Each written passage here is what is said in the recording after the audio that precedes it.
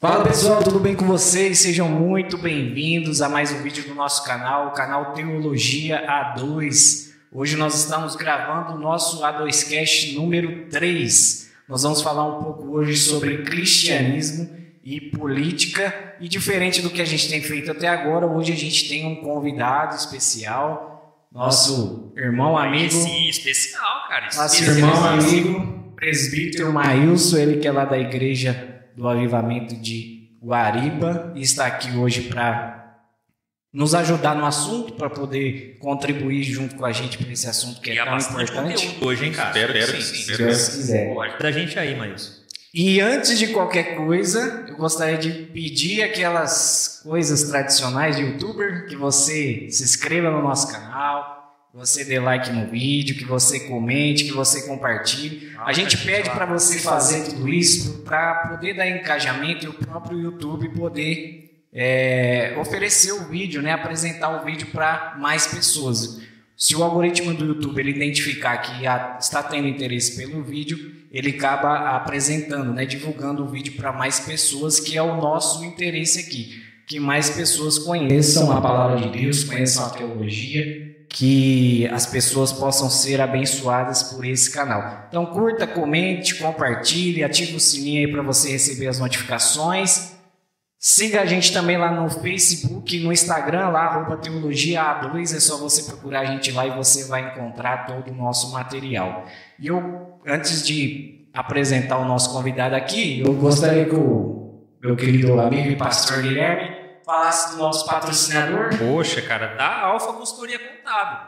Pessoal, se você é daqui da cidade de Jaboticabal, da nossa região, e está na procura aí de um profissional da área contábil para fazer a sua contabilidade, para a abertura da sua empresa, precisando de consultoria, para todas as demandas necessárias para o seu empreendimento funcionar de forma legal, você não precisa mais procurar, porque já encontrou aqui na Alfa.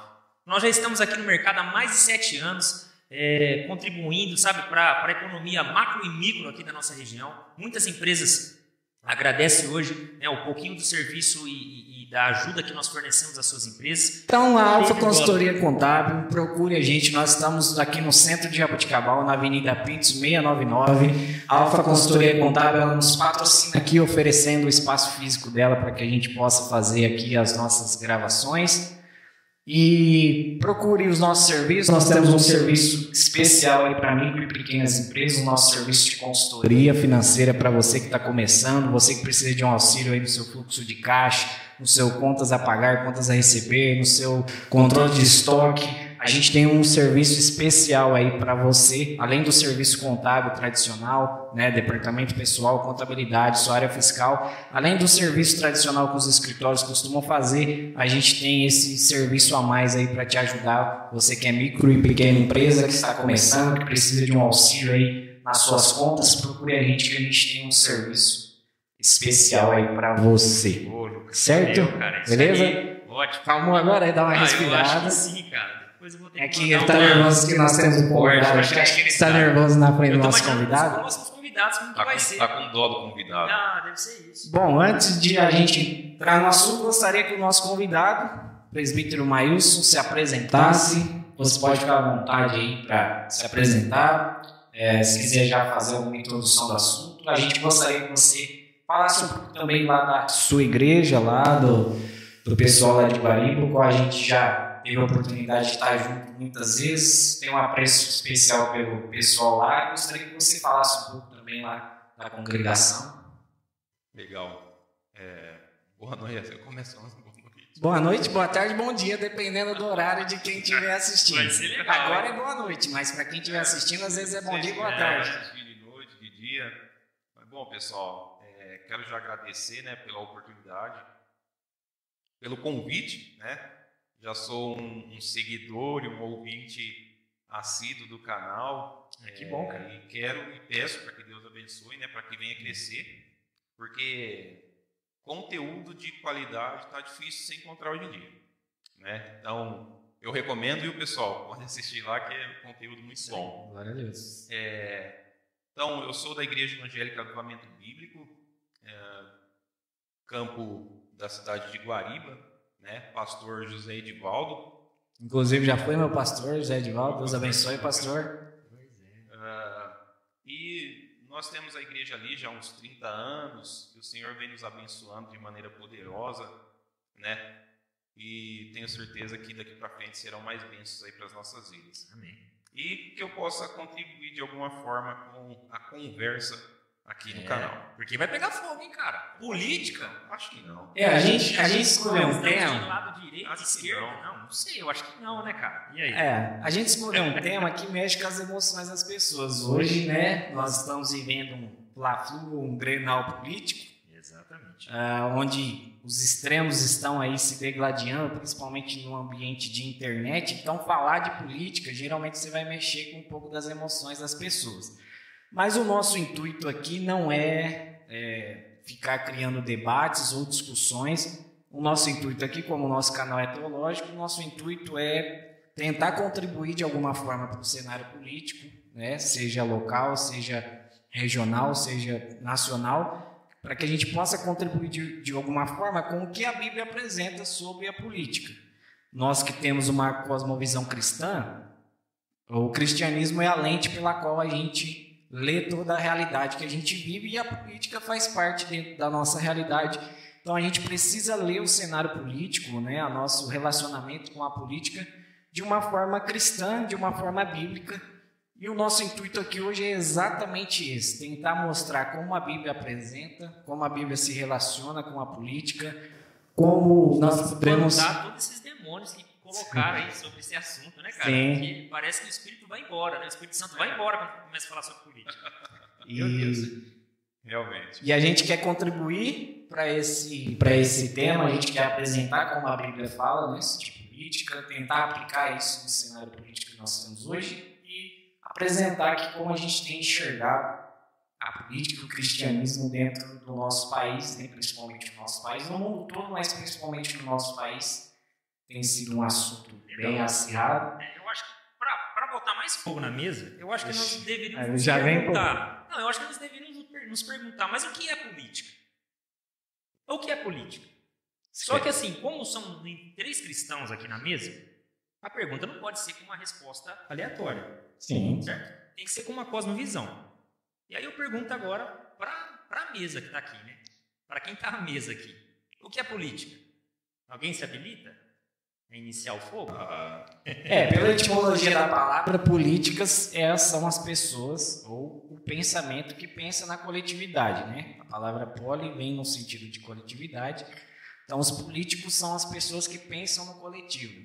E os idiotas, na etimologia da palavra, são aqueles que pensam em si mesmo, né? Então, quando você está chamando alguém de idiota, né? Hoje a gente usa o termo idiota com uma pessoa ignorante. Ignorativamente.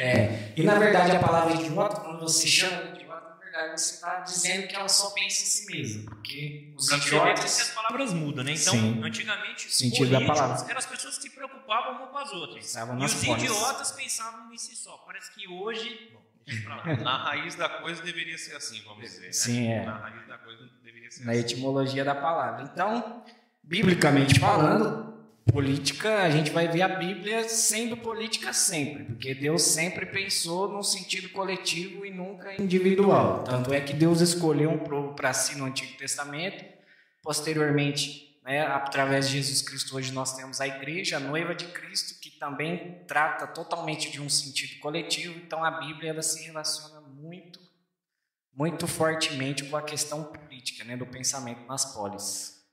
Isso aí, Você, Marcos. concordo, né? Até porque é basicamente o que acaba determinando e a explicação mais lógica do que é política, né? Tudo que diz respeito ao coletivo, tudo que diz respeito à coletividade, tudo que diz respeito à cidade, a estado, né?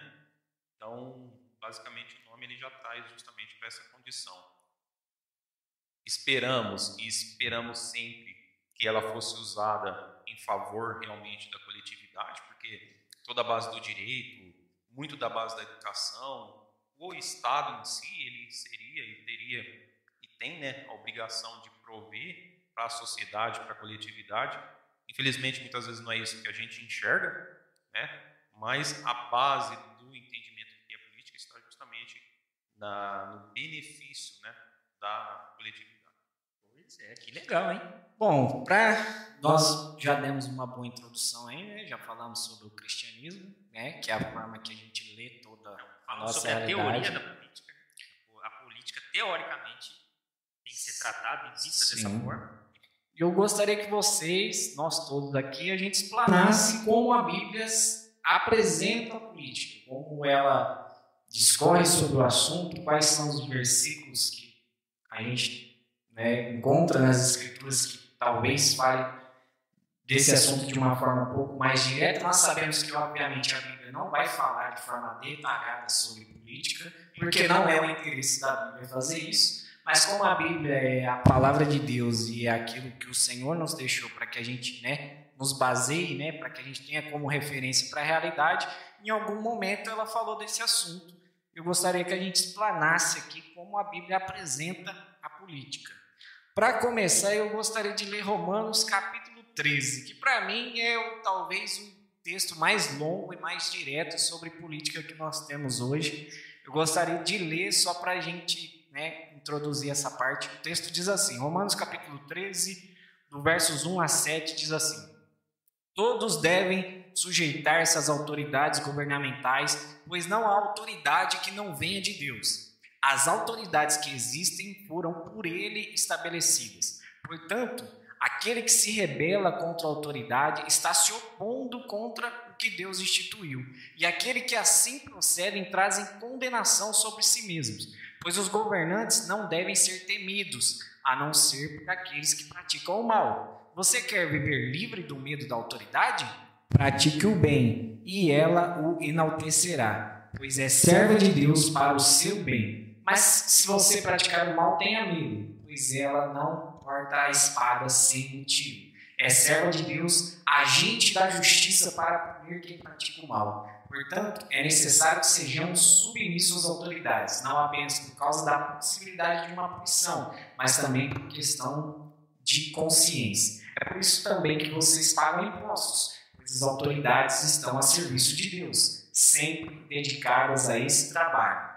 Dê a cada um o que lhe é devido, se imposto, imposto, se tributo, tributo, se temor, temor, se honra, honra.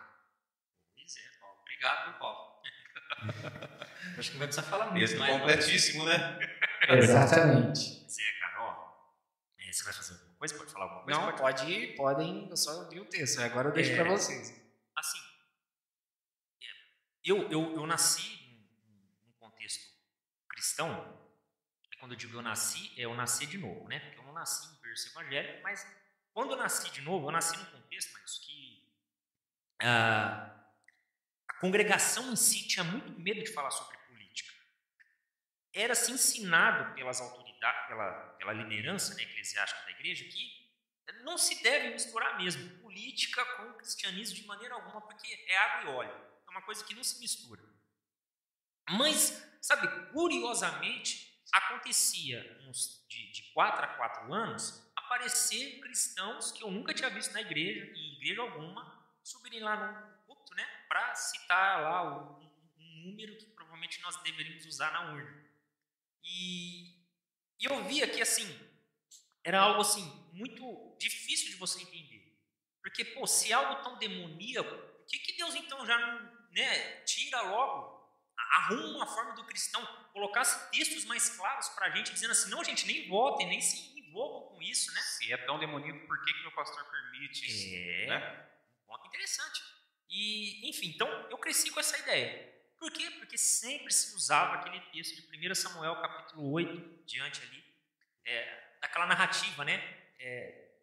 Deus querendo ser o Deus do povo, e o povo querendo um presidente, querendo um líder, querendo um rei, querendo alguém que governasse ele, porque tinha visto o outro povo lá. Então, tá vendo aqui, pessoal, com base nesse texto, com base nessa passagem, querer que um homem governe sobre você é algo demoníaco. E aí, cara, fui crescendo, né? Fui desenvolvendo na fé, como lá Pedro fala, desenvolvendo a minha salvação. Aí comecei a encontrar nas escrituras pontos que me mostravam que a democracia é algo ensinado pela Bíblia. E a teocracia teve a sua utilidade, inclusive a sua operacionalidade gerada por Deus, mas para um tempo e para um povo. E, cara, e aí eu entrei em choque. Falei, poxa, pera lá. Quer dizer que a Bíblia está me orientando a ser cidadão. E ser um cidadão consciente. Então, se eu, como cristão, não participo da minha cidadania, na minha escolha, né, dos políticos, dos líderes, se eu sou omisso, logo eu me torno um pecador com isso. Me torno alguém, como que me fugiu a palavra agora? Quando você é testemunha, não é testemunha? Meu Deus, me ajuda. Ninguém vai falar nada, né? Quando você Você entendeu o teu raciocínio melhor para poder ver se eu acho a palavra. Eu e você estamos num crime, só que eu digo que eu não participei, mas eu vi. Um cúmplice. Poxa. E eu me torno um cúmplice que quem acaba entrando nessa liderança porque eu tinha poder de fazer alguma coisa, de me manifestar de alguma forma e eu não fazia isso. Por quê? Por causa da omissão. Tal da omissão, né? Da omissão. Então, a primeira coisa que é muito importante que todos nós entendamos, quem está nos ouvindo, para nós que estamos aqui, que eu acredito que nós concordamos nesse ponto, é nos lembrar que a cidadania, a necessidade de eu ser cidadão, de ser participante da minha comunidade, é uma coisa assim, crucial para o cristianismo que eu vivo, para o cristianismo que eu prego. Né? É uma coisa crucial. E aí Paulo, quando foi lido aqui, deixou bem claro isso, né? Que se o governo está lá e está fazendo algum mal, está fazendo alguma coisa, ele só faz mal para aquele que é ruim. Né? Para aquele que está causando algum mal. E se você paga o imposto, você paga o imposto exatamente para contribuir para que ele continue fazendo isso, né? Causando o mal. É claro que causando o mal não, é trazendo a justiça, né? Trazendo justiça para a vida daquele que está causando o mal. Mal para quem é mal e bem para quem é bem. Né? Então, cara, foi assim, criado uma barreira, uma construção que me impedia de entender que eu tinha que participar. E aí, quando chegava depois desses 4 anos aí, o que aparecia lá dizendo que era cristão, para mim, era a única opção. E nós, né, depois nós vamos ver a carreira do cara, né, a construção da pessoa lá, nós vamos ver que, na verdade, o cristianismo não tinha nada. Né?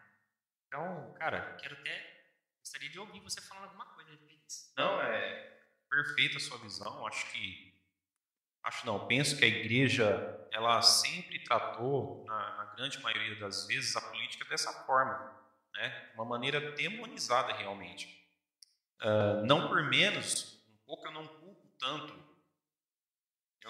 tanto a difusão desse tipo de pensamento, não culpo tanto os pastores ou os mestres da igreja por conta disso, porque também nós vemos que a política em si, ela tomou um caminho diferente daquilo que Deus propunha para a humanidade.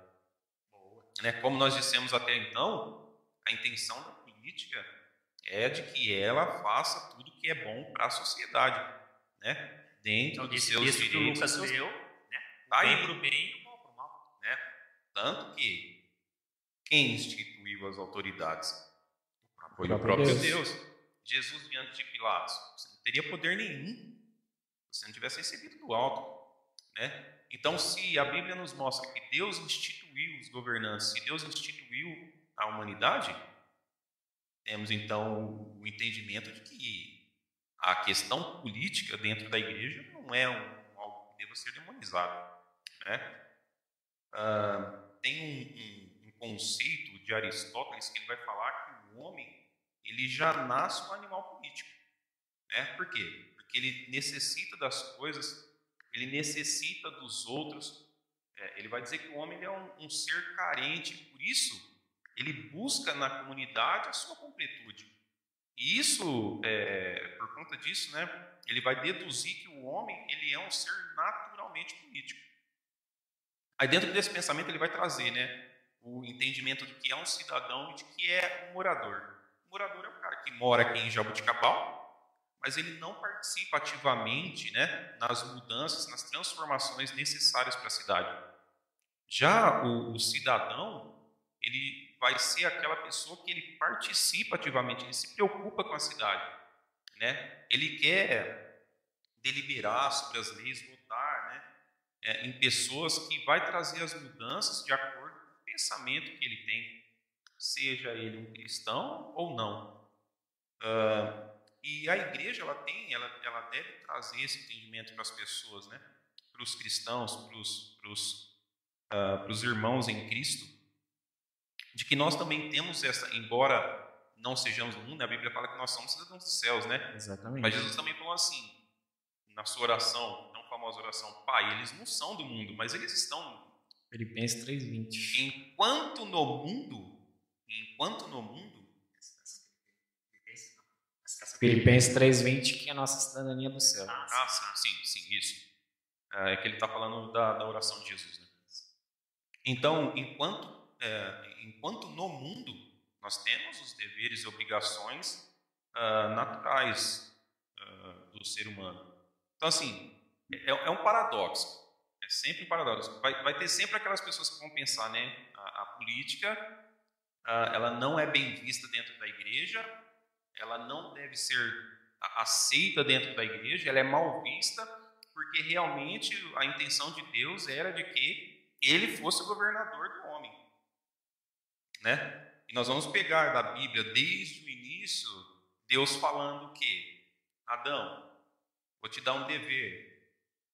Colocou ele no jardim do Éden e falou, trabalha aí, filho. Vai lavrar a terra, vai guardar o jardim, vai dar nome aos bichos, né? Isso é o quê? Dever que Deus passou para ele. Aí Deus, ele vai dar direitos. Deus falou para ele, olha, de toda árvore você vai comer livremente. Você tem o direito, né, de se alimentar, de viver, né, de gozar de tudo isso que você tem aqui. É um direito seu.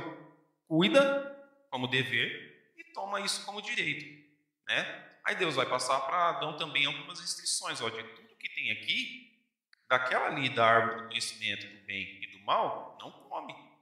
É uma restrição, certo? É uma restrição. E Deus também passou punição. Basicamente, está tudo dentro daquilo que nós lemos aqui no livro de Romanos, né? Direitos, deveres, restrições e punição. Então, dentro disso, mesmo sendo uma questão bastante discutida, uma questão que traz bastante discussão negativa ou positivamente, né? Algumas pessoas vão dizer, não, o homem ele deveria ser unicamente administrado por Deus, né? Tem uma outra linha de pensamento quanto à política que vai falar assim, que na verdade o homem ele só busca a política porque ele quer receber novamente, ele quer sentir novamente aquilo que ele sentiu lá no Éden e que ele perdeu, né? O direito de dominar, o direito de governar. Por ele ter perdido no Éden, ele busca isso e a política é um meio, né? Aí as pessoas vão colocar quem como exemplo desse tipo de coisa? Os Césares romanos, né? Que reivindicavam para si o que era divino, né? Vocês devem me adorar porque eu sou divino. Ou alguns reis na Idade Média que também tinham esse tipo de pensamento, esse tipo de ação, e muitas vezes usava até a própria igreja, né? Para trazer para si esse direito de divindade. Já outra linha de pensamento vai trazer justamente o oposto, falando assim, ó, mesmo se o homem não sucumbisse ao pecado original, Deus ele colocaria pessoas para de alguma forma governar para o bem-estar do coletivo, para o bem-estar da sociedade, né? Então tem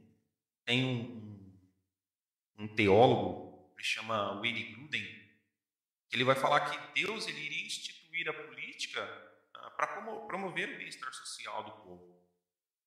E eu concordo muito com ele, porque você vai pensar assim, não, nós deveríamos estar numa conjuntura teocrática. Só que aí deveríamos até defender isso. Deveríamos defender. Né? Não, Deus governa soberanamente. E realmente, né, nós esperamos e sempre queremos isso para as nossas vidas. Só que aí Deus levanta, vai salvar o povo do Egito. Ele faz isso através de quem? Moisés. O povo entra na terra prometida. Primeiramente, já Moisés passa a liderança para quem? Para Josué. Depois de Josué, nós vamos entrar no período dos juízes. O que eram os juízes? Eram homens políticos, líderes ali, que decidia, né? Julgavam as decisões. Julgavam. O próximo livro, depois do livro de Juízes, quem é? Quem vai trazer a política? Vamos colocar Samuel. Aí você pega, Samuel era o quê? Era um profeta, juiz. Né? Então você vai perceber dentro da história, era uma teocracia, mas Deus usava homens para colocar a sua moralidade. Né? Deus usava homens para promover o bem-estar da sociedade. Então, basicamente esse pensamento que eu tenho, né?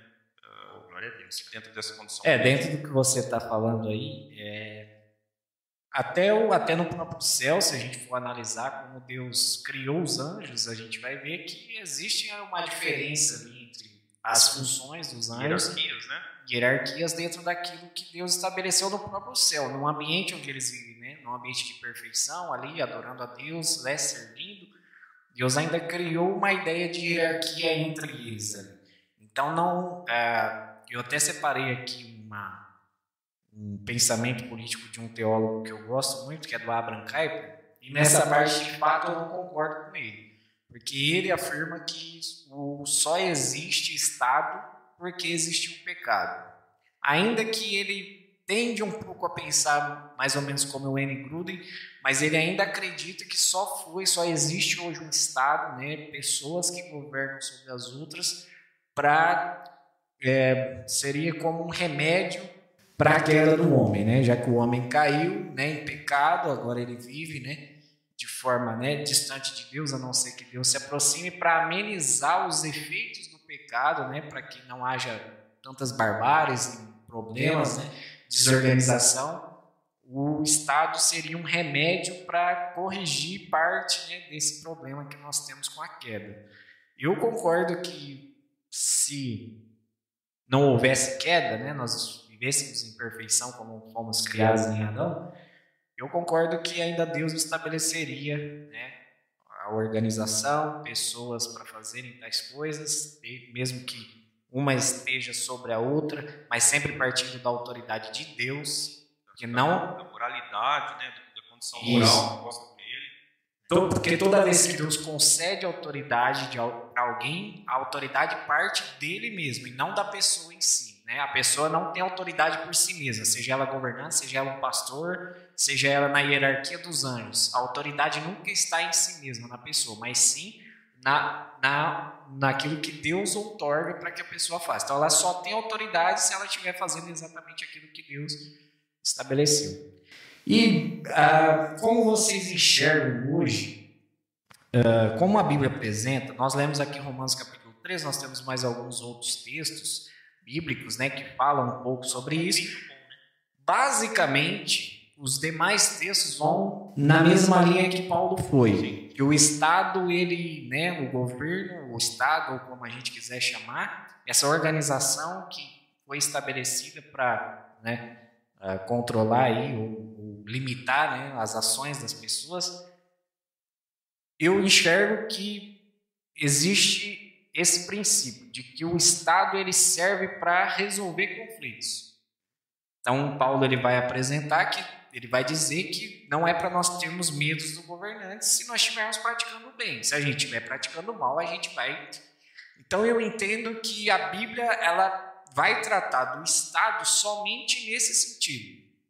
Ela não vai falar do Estado em questões econômicas, a não ser para repreender aqueles governantes que estavam, né, extraindo bens do povo. Né? Nós temos o caso de Acabe, que roubou a vinha de... Eu não vou lembrar o nome do cidadão lá. Eu esqueci o nome dele agora. Mas nós temos o caso do rei Acabe, né, que foi, né, influenciado por Jezabel, e aí ele rouba a vinha, e aí Deus, né, pune ele por ter roubado a vinha, ou seja, a propriedade privada de um outro. Nós vamos ver assim, Deus repreendendo os governantes que, né, usurpavam da sua posição de autoridade, mas nós vemos basicamente a Bíblia apresentando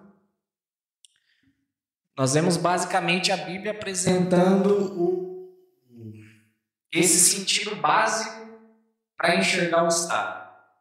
Um Estado que resolve os conflitos. Se para o bem, ou seja, ela exalta aquele que está fazendo bem e pune oprime aquele que está fazendo mal. Então não tenha medo do Estado, se você estiver praticando o bem, não tenha medo do Estado, porque, né, não vai te acontecer nada. E se você estiver fazendo a maldade, o Estado ele foi levantado exatamente para te punir. Então eu enxergo hoje, biblicamente falando, e até na minha visão política, que a gente vai falar isso mais para o final, eu enxergo que a Bíblia trata da questão política dessa forma. De uma visão que o Estado ele é uma instituição que resolve conflitos. Tanto é que vai falar aqui, né, que o Estado está com a mão na espada, né? Se você fizer alguma coisa, ele desembainha a espada e te põe. Para isso, ele chega a dizer, para isso nós pagamos o imposto. Olha só. É para isso, exatamente. E eu gostaria de saber de vocês, como que vocês enxergam a Bíblia falando sobre o Estado. Eu tenho essa visão diminuta, né? Que a Bíblia ela fala pouco, mas ela tem essa visão de um Estado que resolve conflitos. Eu gostaria de saber de vocês, como vocês enxergam a Bíblia falando sobre o Estado. Mas quer? Não, pode. Não, Eu concordo com o que o Lucas disse, né? Reitero que Deus dá autoridade para o governante. Tem uma passagem bíblica que vai dizer, né, que Deus é quem institui os governos. Né? É o começo do Romanos 13. Cara, o capítulo 13 aqui. Nós lemos ele, né? É. Deus Não, entre tanto, tem outros também. Pedro também fala. Então, Deus institui os governos, ele dá autoridade para os governadores, né, os governantes, e os governantes em si, eles podem se desviar daquilo que é o desejo de Deus na política, né, que é realmente de beneficiar o povo. Sim. Que é o que a gente vê dentro da história, até dos reis, né? Quantos reis, se você pegar lá o primeiro livro, o segundo livro dos reis, primeira e segunda crônicas, você vai ver muito isso. E fulano, né, Acabe fez o que era mal aos olhos do Senhor. Era uma montanha-russa de obediência e desobediência que é incrível, né, cara? E não somente isso, mas ainda a Bíblia fala muito. E desviou, né? E fizeram o que era mal. E fez o povo se desviar também do Senhor. Então, o Lucas colocou um ponto que é muito importante, que é a questão da autoridade, que é a questão da legalidade. Então, Deus institui o governador, ou governante, né? Deus institui o governante, e quando ele está debaixo dessa autoridade, né, de Deus, o povo acaba indo bem. Quando ele sai debaixo dessa autoridade de Deus, o povo também acaba sofrendo, ele acaba sendo penalizado por isso. Bendita a nação cujo Senhor é Deus. Então o povo, ele acaba sofrendo por conta da não observação daquilo que é a vontade de Deus para o povo, né? Exatamente. Cara, tem um ponto muito importante que vale sempre a gente ressaltar aqui. É assim, cara, a Bíblia, eu sempre uso essa expressão na nossa igreja lá. Se você confessa e acredita que João 3,16, né, foi inspirado por Deus, João foi inspirado para escrever aquele trecho ali, né, que hoje nós damos um número para ele, mas que quando foi escrito o Evangelho, está dizendo que Deus amou o mundo de tal maneira, se você acredita nele, você precisa acreditar nos 66 livros da Bíblia. E a gente até falou sobre isso no podcast que a gente fez sobre interpretação, né? Que a Bíblia, cara, é a sua intérprete. Ela mesma se auto-interpreta, correto? Sim. Então, logo, não dá para me catar um texto isolado, fora de contexto. Eu não vou nem usar a expressão fora de contexto, né? Que seja um texto com contexto isolado para afirmar uma ideia, uma ideologia ou até mesmo uma doutrina, né? A respeito da vontade de Deus. Estou até conversando com o Lucas hoje aqui à tarde, eu cheguei a falar isso com ele aqui, né? Que temos lá nas leis mosaicas, nas 600 e tantas leis lá que foram passadas de Deus para Moisés para o povo, e uma delas era, olha, quando vocês forem casar, vocês não procurem mulheres fora da tribo, procurem mulheres que obedeçam e sirvam o Senhor teu Deus. O único Deus. Ok? Tá, ele vira para o profeta Oséias, 700, não me lembro quantos anos depois, e fala para o profeta Oséias: agora eu quero, para mostrar para o povo, para essa nação, que você vai e case com uma prostituta. Uau! Agora nós temos um problema bíblico? Não. Temos aqui, como o Theo Lucas cita uma expressão, olhar para Deus com uma visão macro e olhar para Deus com uma visão micro. Nunca, por razão nenhuma, nós devemos perder de vista os princípios bíblicos. Por questão alguma. Como diria Pedro, antes obedecer a Deus do que aos homens.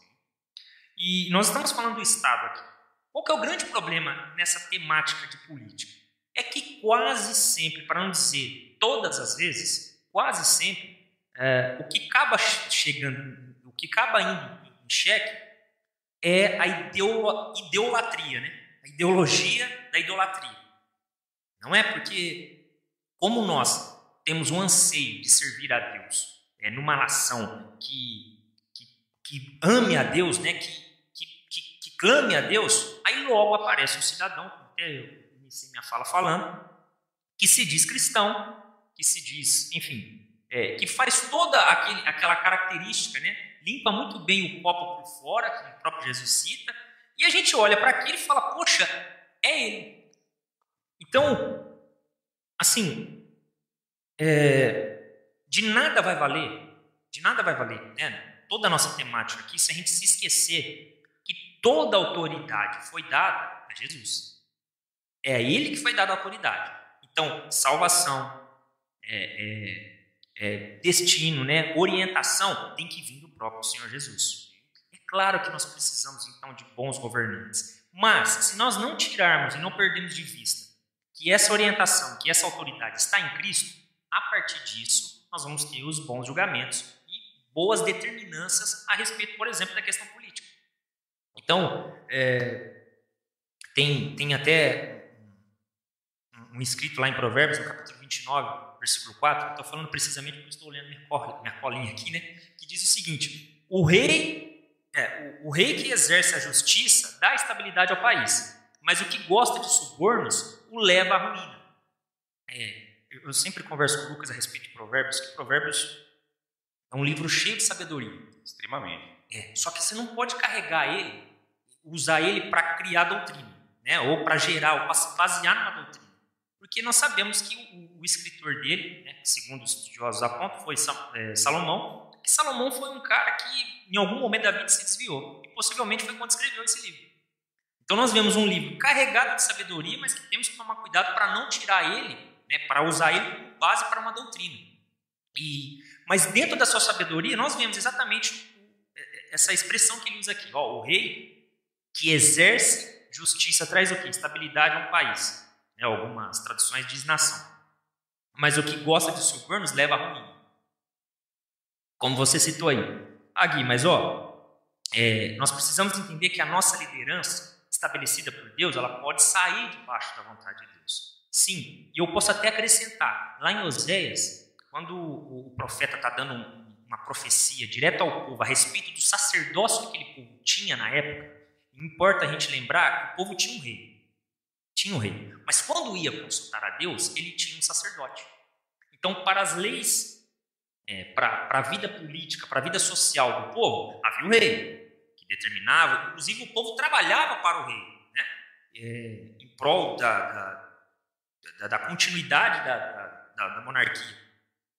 Mas tinha um sacerdote. E o que acontecia com o sacerdote? O sacerdócio, naquele tempo, naquele período, estava totalmente corrompido. E aí sai aquela famosa, célebre fala, né? Meu povo sofre por falta de conhecimento. E conhecimento esse que você, sacerdote, aí o profeta começa a dizer, vocês inibiram o povo de conhecer, e vai falando várias coisas, a chegar no ponto que ele diz o seguinte: mas o povo tem um sacerdote que merece, que assim como é o povo, é o sacerdote. Então, cara, olha que coisa incrível. Será que a corrupção que nós temos hoje, né, ou que veio sendo criada, que vem sendo estruturada, será que não é uma consequência da visão teológica, ou até mesmo a visão dos homens da nossa nação para com o mundo? Será que, cara, a gente não está tendo mais consciência a respeito de coisas futuras? E sabe assim, a gente está falando aqui, cara, sobre pontos teológicos, sim, mas importa a gente lembrar que nós estamos representando igrejas aqui, sim, né? E eu falo até como pastor de uma pequena congregação que está bem assim a sua gestação, estamos bem no início ainda, né, de muitas coisas. E eu vejo assim, eu já participei de outras congregações, né? Eu sou cristão, acho que já estou com quase 17 anos de vida no cristianismo, e eu sempre vi, mas isso sempre vi, um bom investimento da igreja em homens para serem pastores, para serem evangelistas, para serem missionários, um bom investimento, bom mesmo, mas zero investimento para bons políticos, bons médicos, porque eu estou falando de cristianismo, não estou falando de bandeira, né, cara, ideológica, estou falando do cristianismo, porque hoje você vai falar, por exemplo, a gente vê que dentro de tantos e tantos meios a gente consulta todo mundo, mas a gente não consegue encontrar um teólogo hoje, né? Um teólogo que eu digo, não um teólogo como a gente, que ama teologia e estuda. Eu estou falando de um teólogo de formação, alguém que se dedica. A gente não consegue ver nenhum desses enfiado lá dentro do Congresso para criar leis e que é de benefício ao povo. Não estou falando nem de bandeiras de igreja, por nada disso. Estou falando de produzir algo para o povo. Nós não vemos. E por que não vemos? Porque nós acabamos investindo muito mais tempo e muito mais dinheiro em informações. Os missionários, os pastores, que são necessários, eu não estou tirando a importância disso, mas também não existe só isso. Existem outras esferas, missionárias, inclusive, que nós também devemos trabalhar. E aí é nessa falta que nós temos esse grande problema, de que assim como é o povo, é o sacerdócio, ou a liderança. Isso que você está falando, para a gente já adentrar no assunto de como a gente aplica essa nossa visão que a gente tem bíblica do relacionamento, né, cristianismo e política, eu creio que a gente está sofrendo de um mal que é a transferência de responsabilidade. Eu creio que a gente tem uma visão errada de que o reflexo da população é aquilo que os políticos fazem.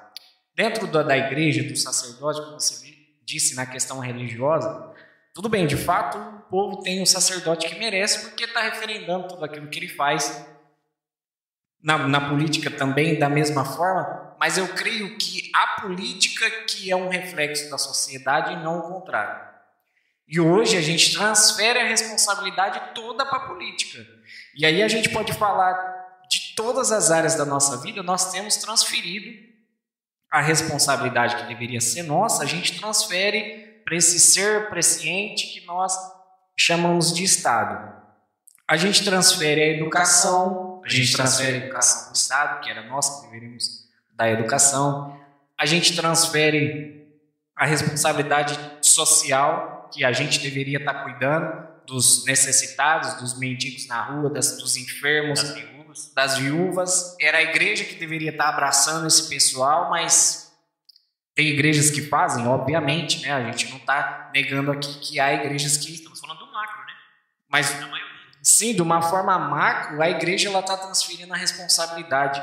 Uma prova de que a gente não está fazendo aquilo que a Bíblia, né, nos mostra e nos ensina para fazer e se relacionar entre cristianismo e política, é que hoje nós, desde 2010, desde o último censo do IBGE, o IBGE já afirmava que por volta do ano que nós estamos, 2020, 2021, os evangélicos já seriam metade da população. E aí eu pergunto, se nós já chegamos, ainda que a gente não tenha chegado, mas vamos supor que a gente chegou, que nós evangélicos hoje somos a metade da população. Que transformação social que nós, como os cristãos, estamos fazendo na nossa sociedade, no nosso país?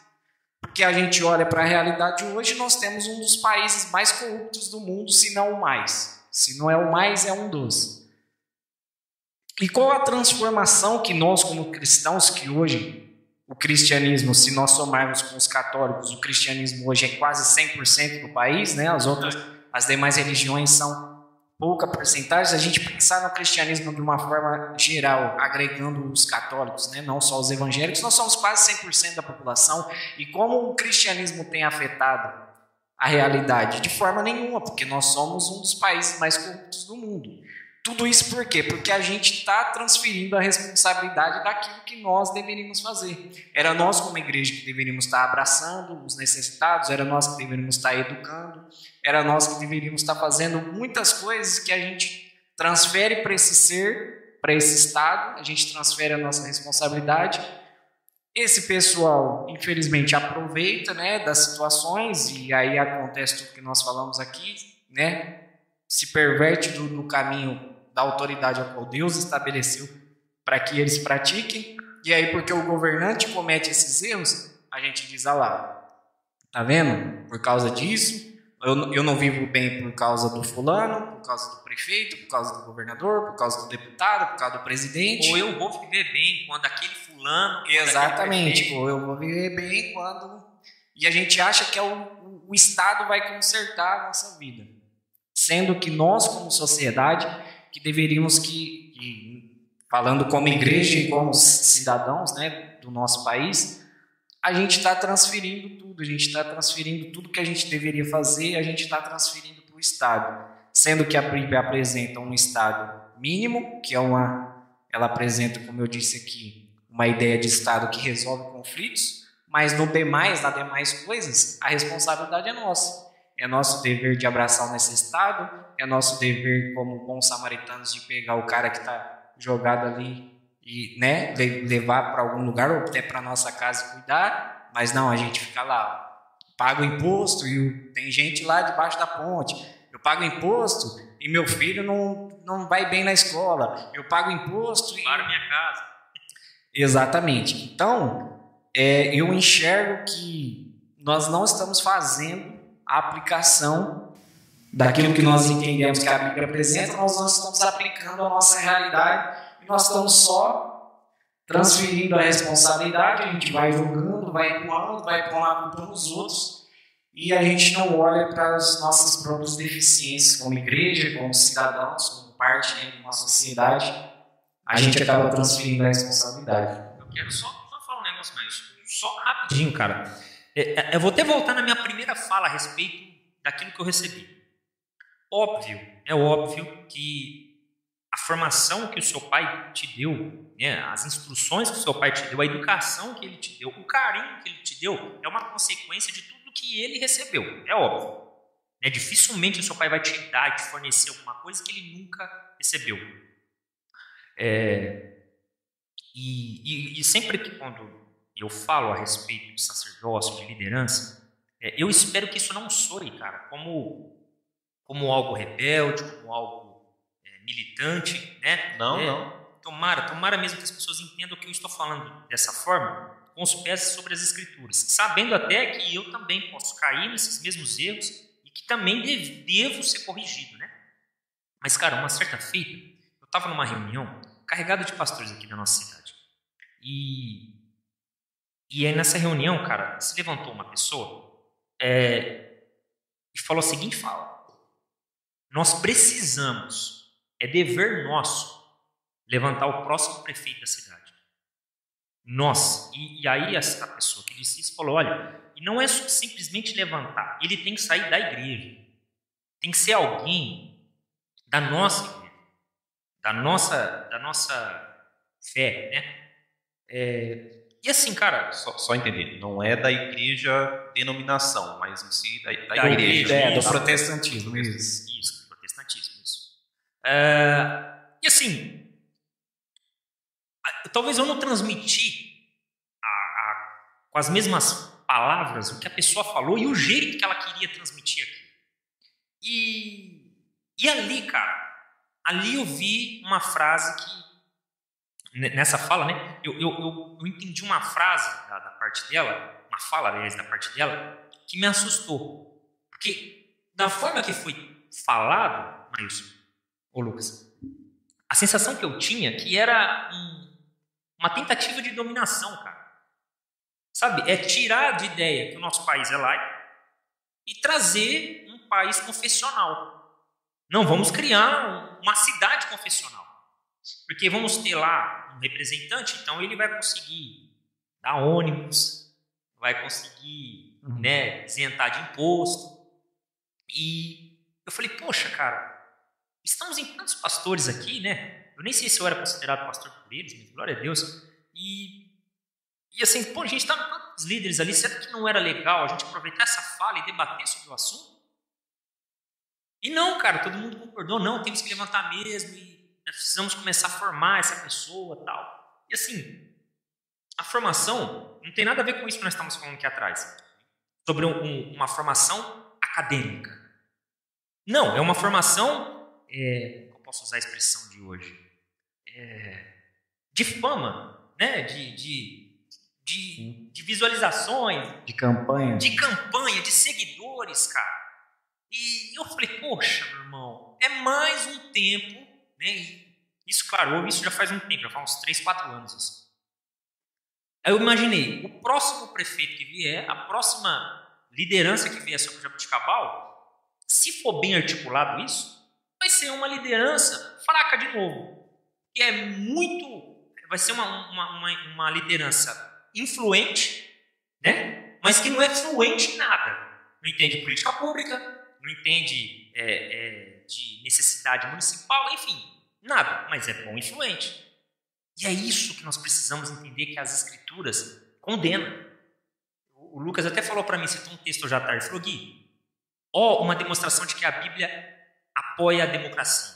Na hora que for instituir o 12º apóstolo, né, alguém que serviria no lugar de Judas que tinha sido morto, o que eles fizeram? Uma eleição.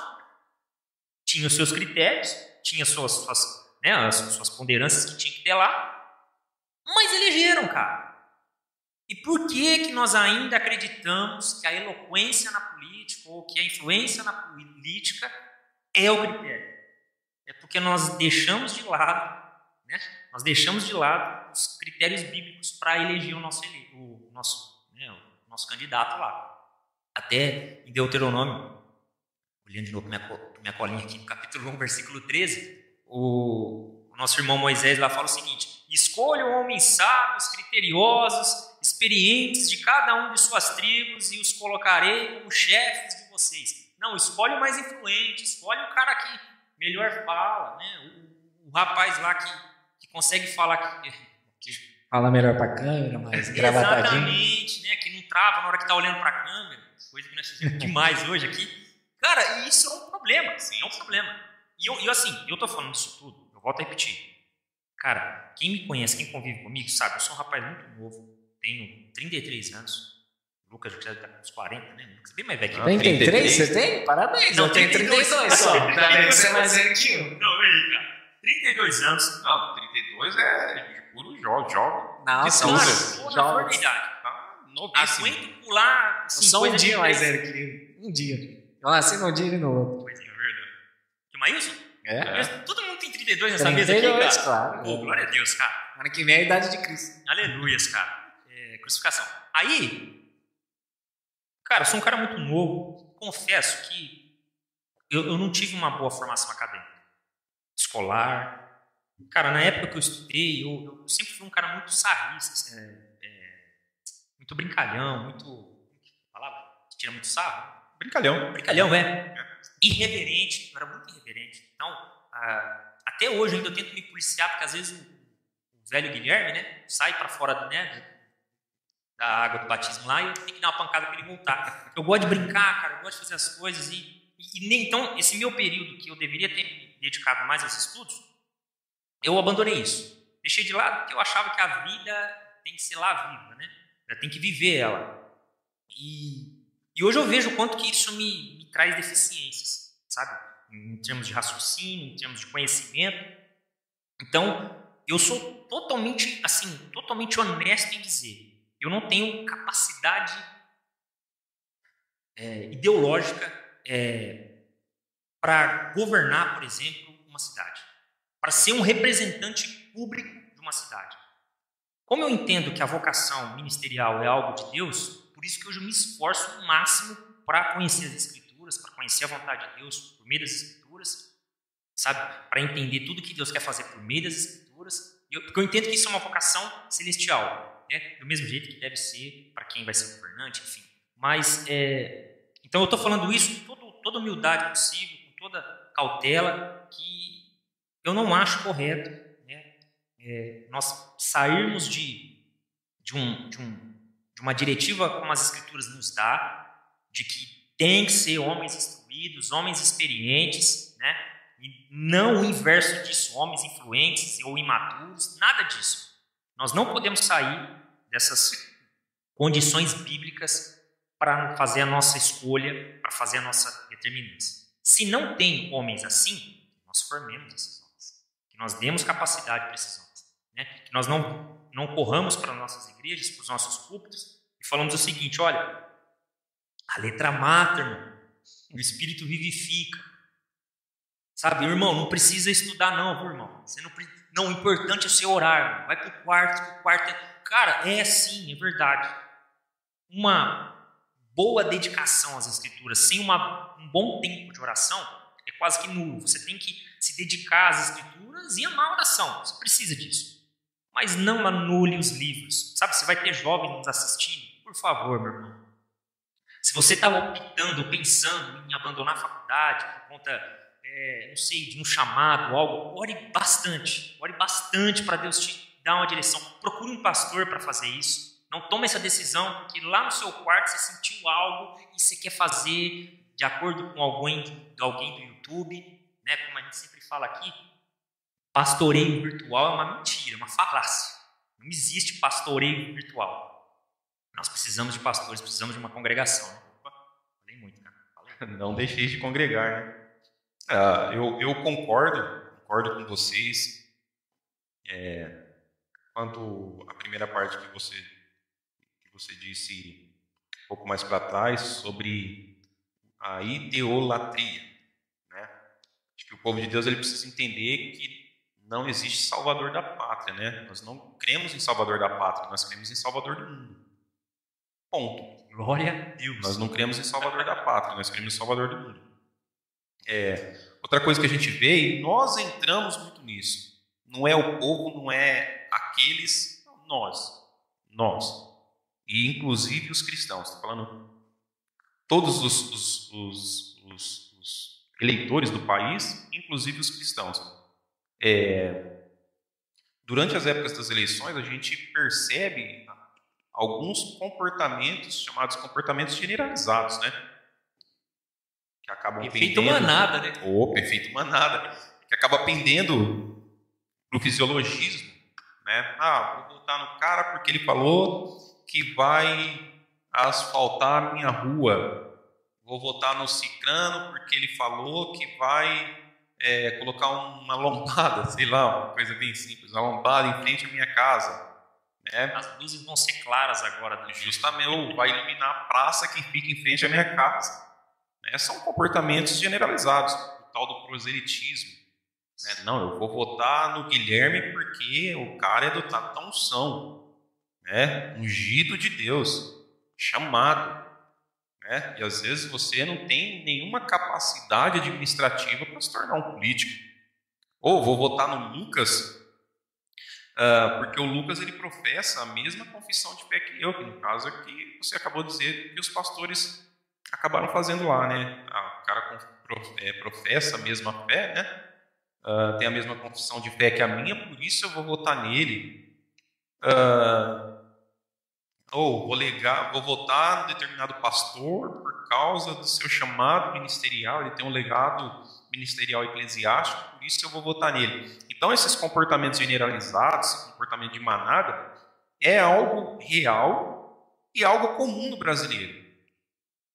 E isso traz o que o Lucas acabou de propor na fala dele, né? A política é reflexo do povo.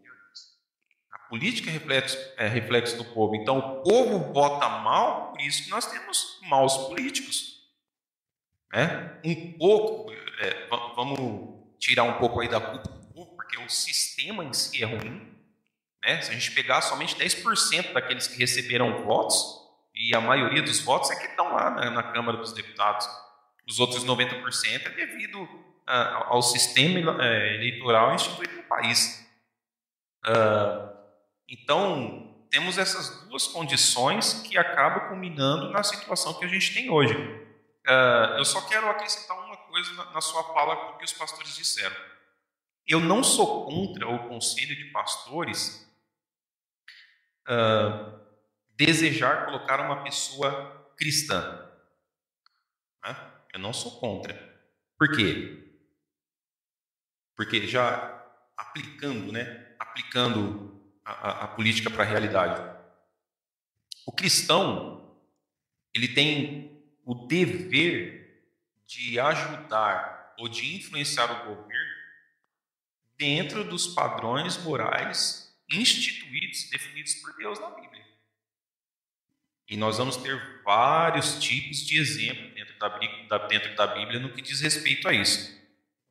Tá? Dentro do que diz respeito a isso. Quer um exemplo? Vamos pegar lá, José. Eu costumo dizer, o José do Egito, conhecido como José do Egito, pessoal. Senão vai pensar que é o pai de Jesus. José foi um influenciador dentro das condições, sobrenaturais ou não, que ele se encontrava. Ele foi um influenciador dentro da maior potência da época. Quer outro? Daniel. Olha o quanto Daniel influenciou na política, não só de um, mas de vários reis. Daniel, junto com seus amigos, influenciou moralmente, espiritualmente, dentro das próprias leis.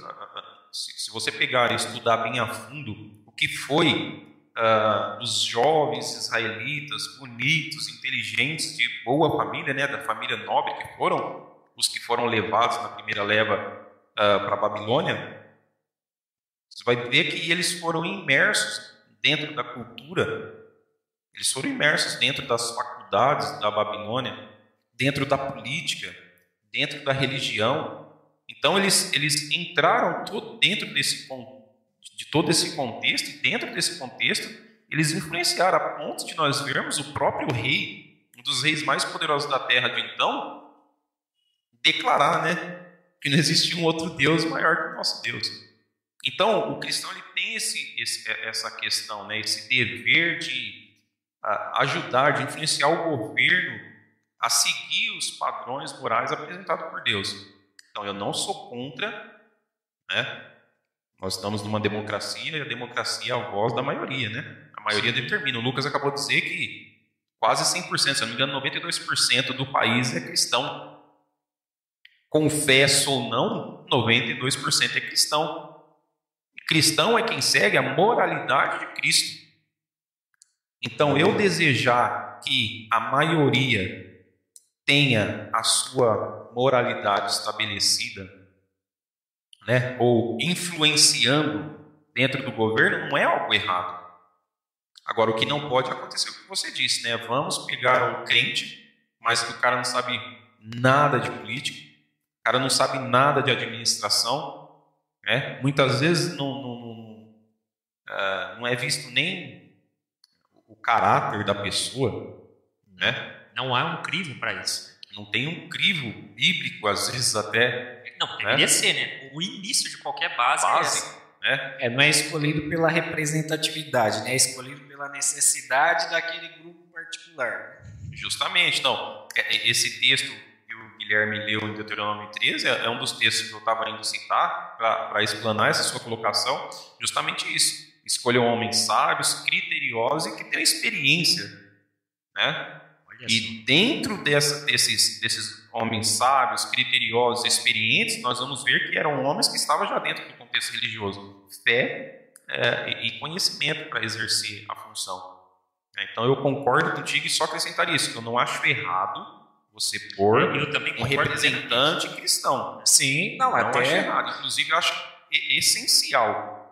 Uma vez nós discutimos na faculdade com uma professora lá, na época que a gente estava na faculdade. Que o cristão, pessoal, o que o crente mais gosta de fazer é discutir na faculdade, principalmente com o professor. Não caça, Não caça. Você fica pincelando as coisinhas que o professor fala para poder professor de filosofia, sociologia e psicologia, se prepare. A gente tinha uma matéria na faculdade, né? Nós fizemos ciências contábeis juntos, e a gente tinha uma matéria que era das relações étnico-raciais. E dentro desses assuntos estava falando sobre preconceito, racismo e tal, tudo mais, e a professora estava falando, e aí, né, invariavelmente ia cair na questão política. E aí ela falando sobre preconceito e tudo mais, e aí ela começou, né, a se exaltar, e ela começou a discutir um pouco com ele. Só que ele, né? Idiota, cara. Eu era um idiota. Só que na época ele tava, sei lá de que jeito, e a professora meio que começou a engolir ele com os argumentos. E aí eu peguei e eu falei, não, professor, mas não é assim e tal. Aí nós começamos a conversar lá, né? A discutir, né? Tem gente que acha que discussão é briga, né? Mas não tem nada a ver. E a gente começou a dizer... Mas ele tem um jeito de discutir bem próprio dele. Particular. Ela pula aqui assim, essa daqui da testa, então... Não sei por que. Às vezes que eu discuti com ele por internet, então eu não vi, né? Você não viu. Cara, eu desafio você a ver isso, né? Bacana demais. E ela começou a falar, e ela falou exatamente disso. Não, porque aquela bancada evangélica, fundamentalista, porque eles querem impor não sei o que, não sei o que. Eu falei, não, professor, mas não é bem assim. E ela falando sobre preconceito, eu falei, agora a senhora está sendo preconceituosa. E ela acabou ficando brava comigo, aí ela se exaltou. Quando eu falei isso, ela se exaltou, porque ela estava ensinando sobre preconceito, e eu chamei ela de preconceituosa. Mas ela estava sendo mesmo, porque assim, ela estava falando como se os cristãos não pudessem ser representados. Como se... Foi na época que o Silas Malafaia estava em mata naquelas discussões por conta daquela PL 13, né? Acho que era. Era a lei lá a respeito de criar... da homofobia. Proteções maiores para crimes homofóbicos, né? E eu falei, não, professor, mas você está sendo preconceituosa, porque a entonação que ela deu é como se os cristãos não pudessem ser representados. E não, como você está bem dizendo, nós somos totalmente a favor de que haja até mais cristãos, que a bancada evangélica lá no Congresso seja maior, mas que ela não seja maior lá pela necessidade somente do cristianismo, né, para trazer benefícios para um grupo. A gente, por exemplo, às vezes a gente fala sobre casamento, né, homoafetivo, a gente fala sobre, às vezes a gente fala contra homossexuais adotarem crianças. A gente fala isso e o argumento que a gente usa é: um grupo social não pode determinar algo sobre a maioria. Só que aí na hora de muitas vezes a gente elege cristãos para nos representar, mas com esse mesmo pensamento. A gente fala contra o pessoal lá, mas a gente elege os nossos cristãos para beneficiar o nosso grupo. E como o Guilherme bem disse, e você também colocou, nós somos a favor de mais representantes cristãos. Mas como ele disse, mas preparado, com uma formação que a gente, na nossa igreja, que a gente forme, né, cristãos preparados para ter essa representatividade. E não simplesmente eu vou colocar um crente lá que só vai, né, proteger ali a minha bolha e o resto, né, o resto que se lasque. E não é assim que a gente concorda. Porque, né, pelo que eu entendi, né, do exemplo que ele deu da reunião lá, o pensamento era exatamente esse. Não, vamos colocar alguém lá que vai beneficiar de alguma forma as nossas igrejas aqui na cidade. A citação era para se levantar até um pastor, cara. E não o pastor, não determinou que pastor seria. Pastor seria mais um pastor. Porque a ideia era a seguinte: precisamos de um representante lá dentro que sinta o que nós sentimos. E eu entendo, né, que, assim, eu vou falar por Jaboticabal, mas não sei como é que é em Guarulhos. Eu não acho que as igrejas de Jaboticabal são esquecidas. Aqui em Jaboticabal, não. Assim, eu não vejo nenhum empecilho para ter igreja aqui na nossa cidade. Sabe?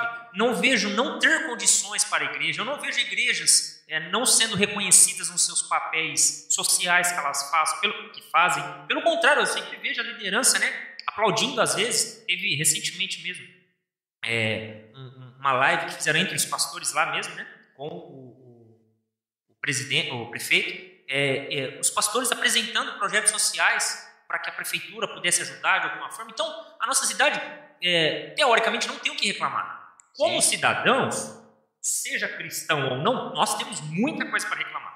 Temos mesmo, muita coisa. Mas aí, veja só, independe, cara, da nossa religião, da nossa fé, da nossa confissão, que isso é como cidadão. porque todo cristão é um cidadão. Mas esse pensamento é com base naquilo que o Maílson mesmo falou.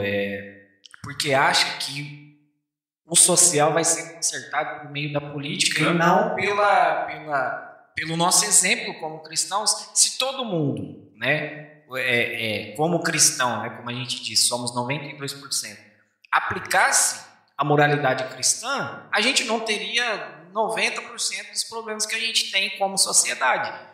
Então é exatamente isso, é para transferir a responsabilidade, porque acha que é o Estado que vai consertar todos os nossos problemas, sendo que a gente tem que trabalhar o indivíduo, a gente tem que trabalhar as pessoas, o caráter, né, das pessoas, do cidadão. Eu costumo dizer, para exemplificar essa transferência de responsabilidade, eu costumo dizer assim, para exemplificar, né, aquela pessoa que pega um balde de lixo, joga dentro do bueiro todos os dias, e depois reclama que a casa dele foi inundada quando choveu.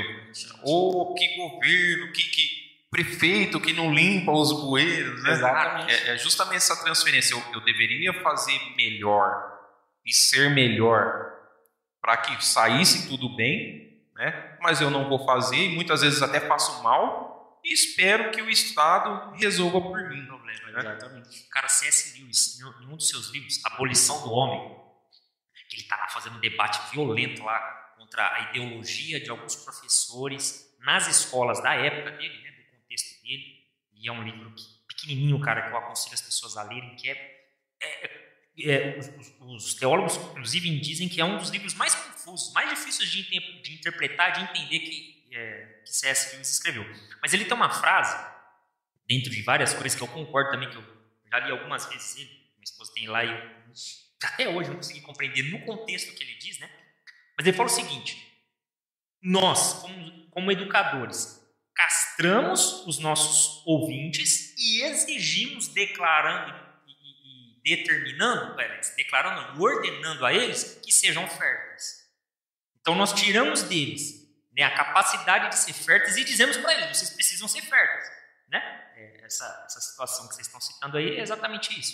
É dizer para a nossa governança: vocês não podem ser corruptos. Só que nós lá temos um gato em casa, né? A gente tem um gato lá na televisão. Gatonete. A gente procura a melhor forma de não pagar imposto. Justo. Né? E a gente... Pega um Windowsinho pirata. Um Windowsinho pirata. Meu Deus, agora foi Deus, hein, cara? Aleluia. Pois é, cara. Então fica... Ainda dentro desse exemplo, dentro da visão... Agora falando de uma visão mais micro, né? Dentro do nosso contexto religioso, cristão protestante, a gente estava até falando aqui antes da gravação, né, sobre, né, seminários teológicos. A gente está vendo a igreja transferindo responsabilidade até nisso. Eu estava ouvindo o pastor Jonas Madureira falando sobre isso. Ele fala, né, os seminários teológicos são importantíssimos para a formação de pastores, né, de irmãos, né, que vão, né, discipular depois outros irmãos. Mas ele fala que o seminário em si, ele é um defeito da igreja, que está transferindo a responsabilidade. As igrejas não formam mais seus pastores. Se ela não forma a sua própria liderança, será que ela está formando o irmão ali comum, que vai ali no culto, que senta e que... Então, a gente, dentro das nossas próprias comunidades, a gente está transferindo a responsabilidade. Repito aqui, não estou, né, negando a importância dos seminários, dos pastores que são formados, que passam tempo lá e se dedicam. Mas é uma crítica excelente. E ele fala... E dentro dessa transferência da responsabilidade, a gente está fazendo isso dentro da nossa própria igreja. Né? A gente não forma a nossa própria liderança, a gente precisa enviar para um outro local, transferir a responsabilidade para outros pastores, professores que vão ensinar esse cara. Né?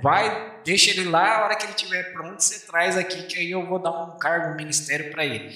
Então, dentro dessa transferência de responsabilidade, eu acho que o mais importante aqui, né, dentro da aplicação bíblica, né, que é basicamente o tema que a gente está, né, como a gente aplica biblicamente o que a Bíblia apresenta, é exatamente isso.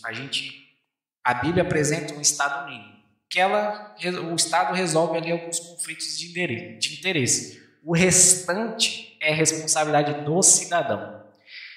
E nós temos uma Constituição que diz que a soberania, né, da nossa nação é do cidadão, todo o poder emana do povo.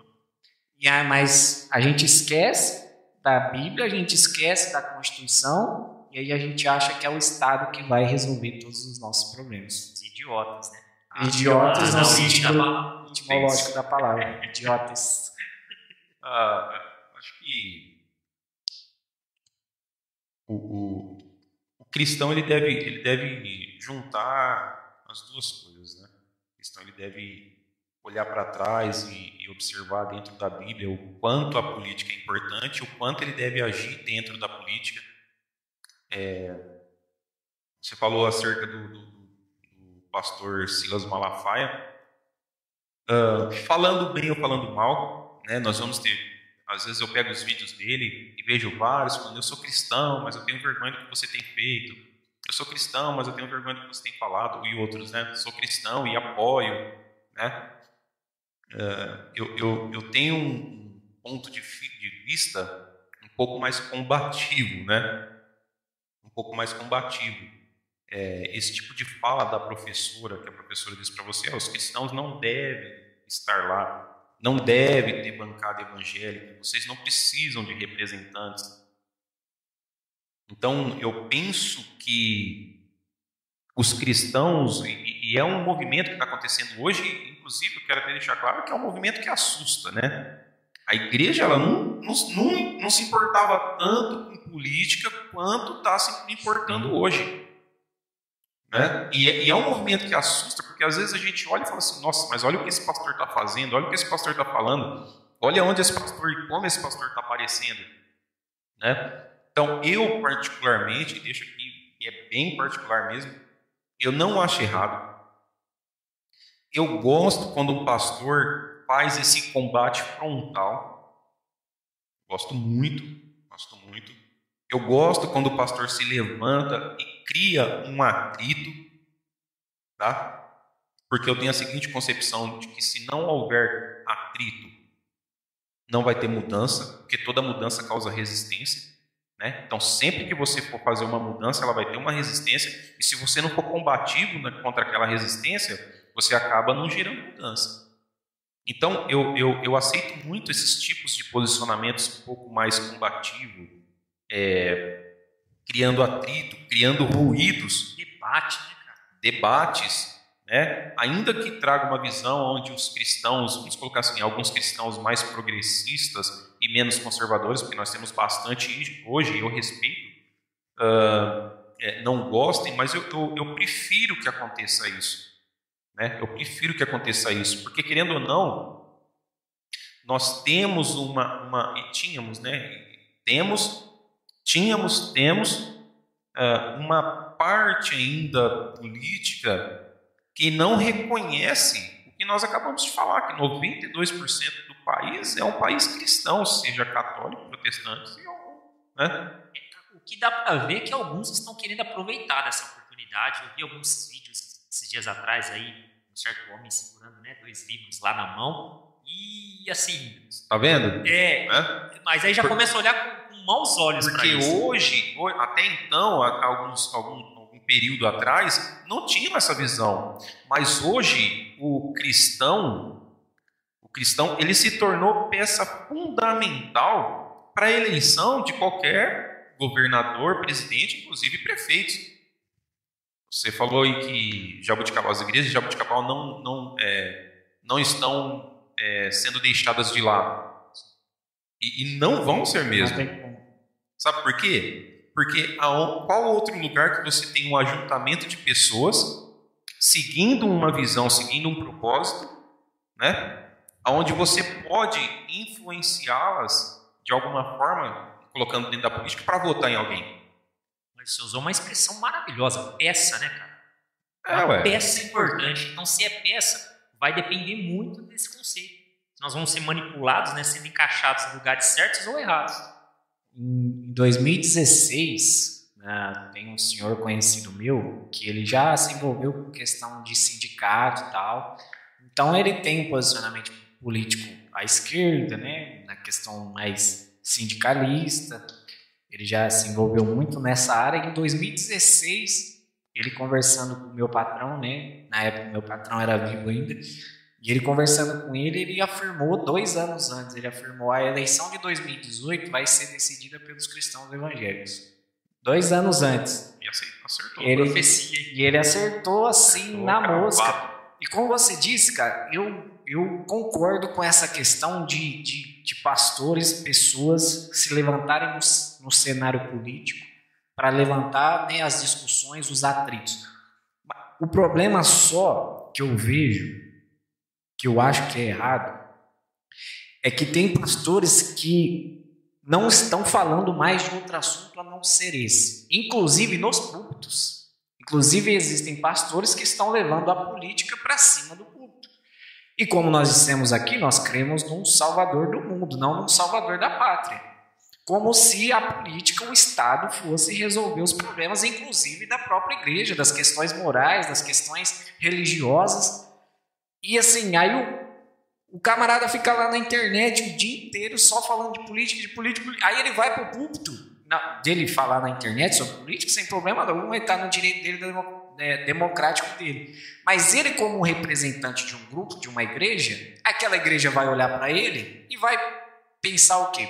Peraí, eu preciso me envolver mais com isso, mas não no sentido de bom da cidadania. Não, eu preciso me envolver mais com isso, que é isso que vai resolver o meu problema. Então eu preciso, politicamente, aí o cara sobe no púlpito, aí a pregação é sobre política, é sobre... E essa parte só é que eu acho que o nosso cenário, político cristão hoje tem caminhado de forma errada. Eu gosto muito, que nem você citou, por exemplo, Silas Malafaia, eu acho que ele é o único que tem se levantado principalmente nas questões morais, nossos cristãos, que vai lá e bate de frente, põe a cara e vai nas comissões e vai... científicos, teológicos. Exatamente. E totalmente preparado. Totalmente diferença, né, cara? Se for discutir com ele sem ter um preparo... Não, nem vai. Não, totalmente preparado. Então, assim, glória a Deus, por isso, e que se levante mais pastores, não só ele, porque a gente pensa numa referência cristã política, a gente já pensa nele, porque é ele que está se colocando ali para fazer tudo isso. E glória a Deus por isso. O que a gente só não pode como cristãos, e aí eu não estou falando do Silas Malafaia, eu estou falando de uma visão cristã, geral da igreja brasileira, é a gente transformar isso, a gente igualar o cristianismo com o patriotismo. Eu até postei uma frase do pastor, o Schaefer, ele falando exatamente sobre isso. A gente tem que ser cidadão, a gente tem que participar do político, mas a gente não pode confundir o cristianismo com o patriotismo, porque, como você bem disse, vou repetir a sua frase, nós cremos num salvador do mundo, e não da pátria. Cara, e você vê, esse ponto é um ponto que às vezes acaba caindo na questão da interpretação bíblica. Eu citei Oséias. Naquele momento, eu quis trazer só uma representatividade, assim, eu não quis tirar o texto de contexto para dizer assim, o presidente que nós temos, de acordo com aquilo que nós fazemos. Não, porque seria em contradição com Romanos, como a gente leu. Mas, naquele texto de Oséias, ele está falando, olha, o povo está sofrendo porque lhe falta conhecimento. E quem está retendo conhecimento? O sacerdócio. E, naquele contexto, o sacerdócio era quem transmitia o conhecimento da parte de Deus. E, cara, quanto menos conhecimento bíblico nós tivermos, porque eu estou fazendo essa fala com base nisso que o Lucas acabou de dizer agora, que estamos indo para um outro extremo. Estamos levando não o assunto teológico a respeito da política, e sim estamos fazendo politicagem em cima do púlpito. E C.S. Lewis, nesse mesmo livro que eu citei, eu estou falando muito ele porque eu estou lendo, por isso que eu falei isso. Não, é assim que é bom. Ele de novo. Exatamente. Ele diz o seguinte, cara, quando as nossas emoções, eu estou falando meio na íntegra, viu, pessoal? Então depois você pesquisa direitinho para ver se é desse jeito que eu estou falando aqui. Então eu não lembro exatamente se é dessa forma. Mas ele diz o seguinte, se as nossas emoções não estiverem treinadas, se nós não treinarmos as nossas emoções, a nossa... Meu Deus, qual que é a palavra agora? O que eu citei? Você não ia lembrar tudo, hein? O nosso raciocínio, não é o raciocínio. Ele diz... Pera lá, vou lembrar. Se as nossas emoções não forem treinadas, o nosso intelecto... Nossa, lembrei na íntegra. Se as nossas emoções não estiverem treinadas, o nosso intelecto vai ficar impotente ao animal emocional que tem dentro de nós. Como você citou Aristóteles, né? Falei certo o nome, né? Ficou bonitinho, cara. Como ele diz, há dentro de nós, né, um animal político querendo viver. Se as nossas emoções não estão sendo treinadas como à luz das escrituras, né? Eu e o Lucas, a gente acaba batendo até muito a respeito. Eu acho que nós vamos trazer mais debates sobre a questão dessas teologias modernas, né, pós-modernas que nós temos hoje, que fala muito sobre emocionalismo, né, muito sentimentalismo e tal. Mas, cara, a gente bate nessa teologia que anula a teologia, a sã doutrina, né?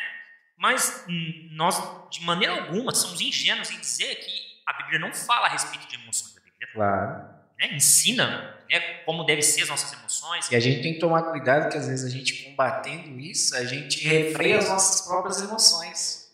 As emoções sinceras, bíblicas, que são geradas pelo próprio Espírito, às vezes a gente, né, de tanto combater, a gente fica frio. O homem em si, ele é um ser emotivo.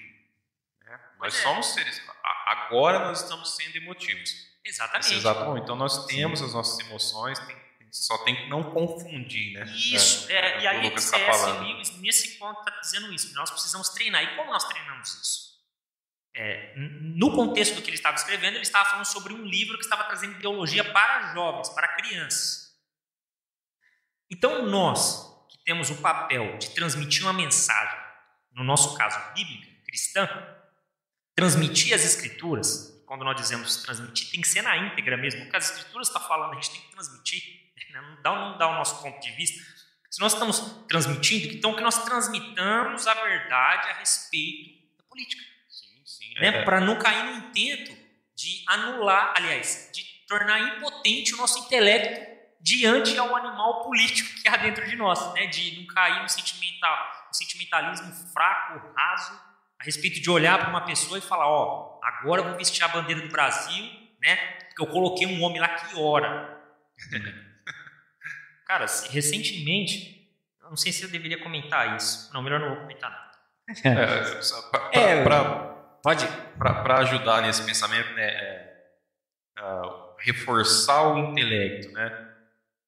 Eu vejo assim, tem uma pensadora brasileira, eu não concordo com tudo que ela fala, eu acho que ela é uma filósofa brasileira, né, a Marilena Chauí, quero deixar claro, não concordo com o que ela fala com tudo, de várias coisas que eu ouvi, que eu li acerca dela, não concordo na grande maioria, vamos dizer assim, mas ela tem uma frase, uma citação que é muito legal, que ela fala assim, para cooperar com o que você disse, que o ser humano, ele é um ser emotivo, né?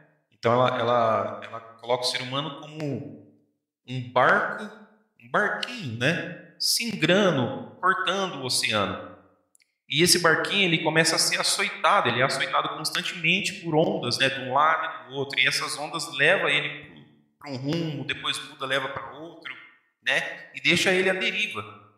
Então o ser humano é como um barquinho no mar, no oceano, sendo açoitado por ondas que lhe deixam à deriva.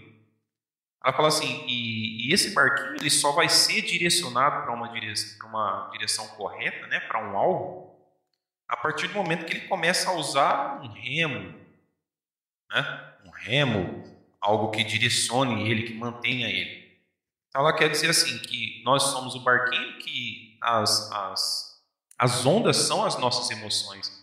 E o que baliza e o que direciona a nossa vida diante das emoções é justamente a razão, né? Então nós precisamos, essa questão que você disse, acho que combina bem nisso, nós precisamos usar a nossa razão para balizar as nossas emoções, porque nós somos seres emotivos. Sim. Né? E nos direcionar naquilo que nós entendemos que é a verdade. E dentro da política é isso, eu emocionalmente amo meu pastor, né? Colocar emocionalmente não é a palavra mais adequada para descrever amor, né? Embora seja também uma condição de emoção, mas eu estou relacionado emocionalmente com meu pastor e vou votar nele mesmo sabendo que ele não é um cara preparado para ser um político. Se eu balizar minha emoção com a razão, peraí, embora eu ame o meu pastor, embora eu esteja ligado emocionalmente com o pastor que foi escolhido pelo conselho de pastores da cidade, a minha razão me mostra que ele não vai ser o melhor político. Por quê? Porque ele não é bem preparado, porque ele não estudou para isso, porque não é o que a cidade precisa no momento, e aí vai. Então, usar a razão para balizar as emoções para seguir, né, numa proposta mais adequada. Já dentro da última parte da nossa conversa aqui, né, que é onde a gente vai aplicar, como a gente enxerga o cenário político hoje, dentro de tudo, acho que a gente já até expôs bastante coisa aqui, mas dentro do que você está falando, eu creio que o que está acontecendo, o fenômeno que está acontecendo hoje político no nosso país é exatamente isso. A gente está emocionalizando e não está racionalizando. Por quê? A gente emocionaliza tanto a questão política que a gente se acha superior ao outro só porque eu voto no fulano de tal e você vota no outro. Então eu sou melhor. Mas tem muito isso. Eu sou melhor do que você só porque eu tenho um pensamento político à direita. Então, só o fato de eu ser de direita, eu já sou melhor do que aquele que é de esquerda. E aí, aquele de esquerda pensa da mesma forma. Só porque eu tenho um pensamento, uma ideologia de esquerda, eu sou melhor que você do que pela direita. E aí, a gente está emocionalizando e não racionalizando. Por quê? Tá bom, você tem um viés de esquerda ou você tem um viés de direita, mas você está contribuindo para a sociedade como? Só votando no cara? Porque só votando no cara não vai contribuir praticamente em nada, né, na sociedade, porque, né, como nós já dissemos aqui, a Constituição, o poder, ele emana do povo. Então, eu creio que a gente está sofrendo desse fenômeno, onde a política está levando, né, ao acirramento aí das emoções, ao ponto da gente, né, viver esse fla-flu político que está aí, né, que está escancarado, e a gente está racionalizando pouco, e aqui eu não estou fazendo juízo de valor de direita e de esquerda, eu creio que os dois lados estão, né, caminhando para isso. Muitas vezes, né, e eu não estou aqui, né, sendo o paladino da razão, muitas vezes eu também já pensei dessa forma, muitas vezes eu já me achei superior ao outro, só porque o outro, né, pensava diferente. Verdade. E tá aqui um dos que Tá aqui uns que também fez a mesma coisa e verdade. Nós já discutimos muito sobre política. Eu falo que o pessoal não pode abrir o nosso inbox do Face, porque senão vai dar problema. E a gente emocionaliza demais as questões, né, que deveriam ser, lógico, nós, como você diz, nós somos ser emocional, que precisavam ser mais racionalizados. Ao invés de eu pensar que eu sou melhor ou outro porque eu sou de direita ou de esquerda, eu deveria pensar como eu sou de direita e a minha ideologia, o meu pensamento, a minha forma de pensar cristã, né? Como eu aplico o cristianismo, né? Aí nós vamos entrar numa questão que eu acho que nós não entramos, não sei se vocês querem entrar, senão a gente pula e vai embora. Porque eu vejo também que esse emocionalismo leva ao ponto de alguns de esquerda dizerem que Jesus era revolucionário. Alguns à direita vão dizer que não, Deus ele é capitalista, né? Vai ver a riqueza que ele deu para Salomão lá. E aí, né, o pessoal usa a Bíblia também para aplicar os seus extremos, né? Não sei se vocês querem entrar no assunto, né? Se falar se a Bíblia é de direita ou de esquerda. Eu acho que a gente deveria deixar isso para outros dias. Não é nem porque eu estou querendo fugir da raia, não. Não é. É que você está com pressa de ir embora. É que eu acho que meu filho está chorando uma hora dessa. Não, mas mas assim, dentro das minhas ponderações, aí cada um, né, vai, né, dizer aí como enxerga o cenário político hoje, mas eu creio que dentro do que eu já falei aqui é exatamente isso. A gente está emocionalizando demais e a gente está transferindo a responsabilidade.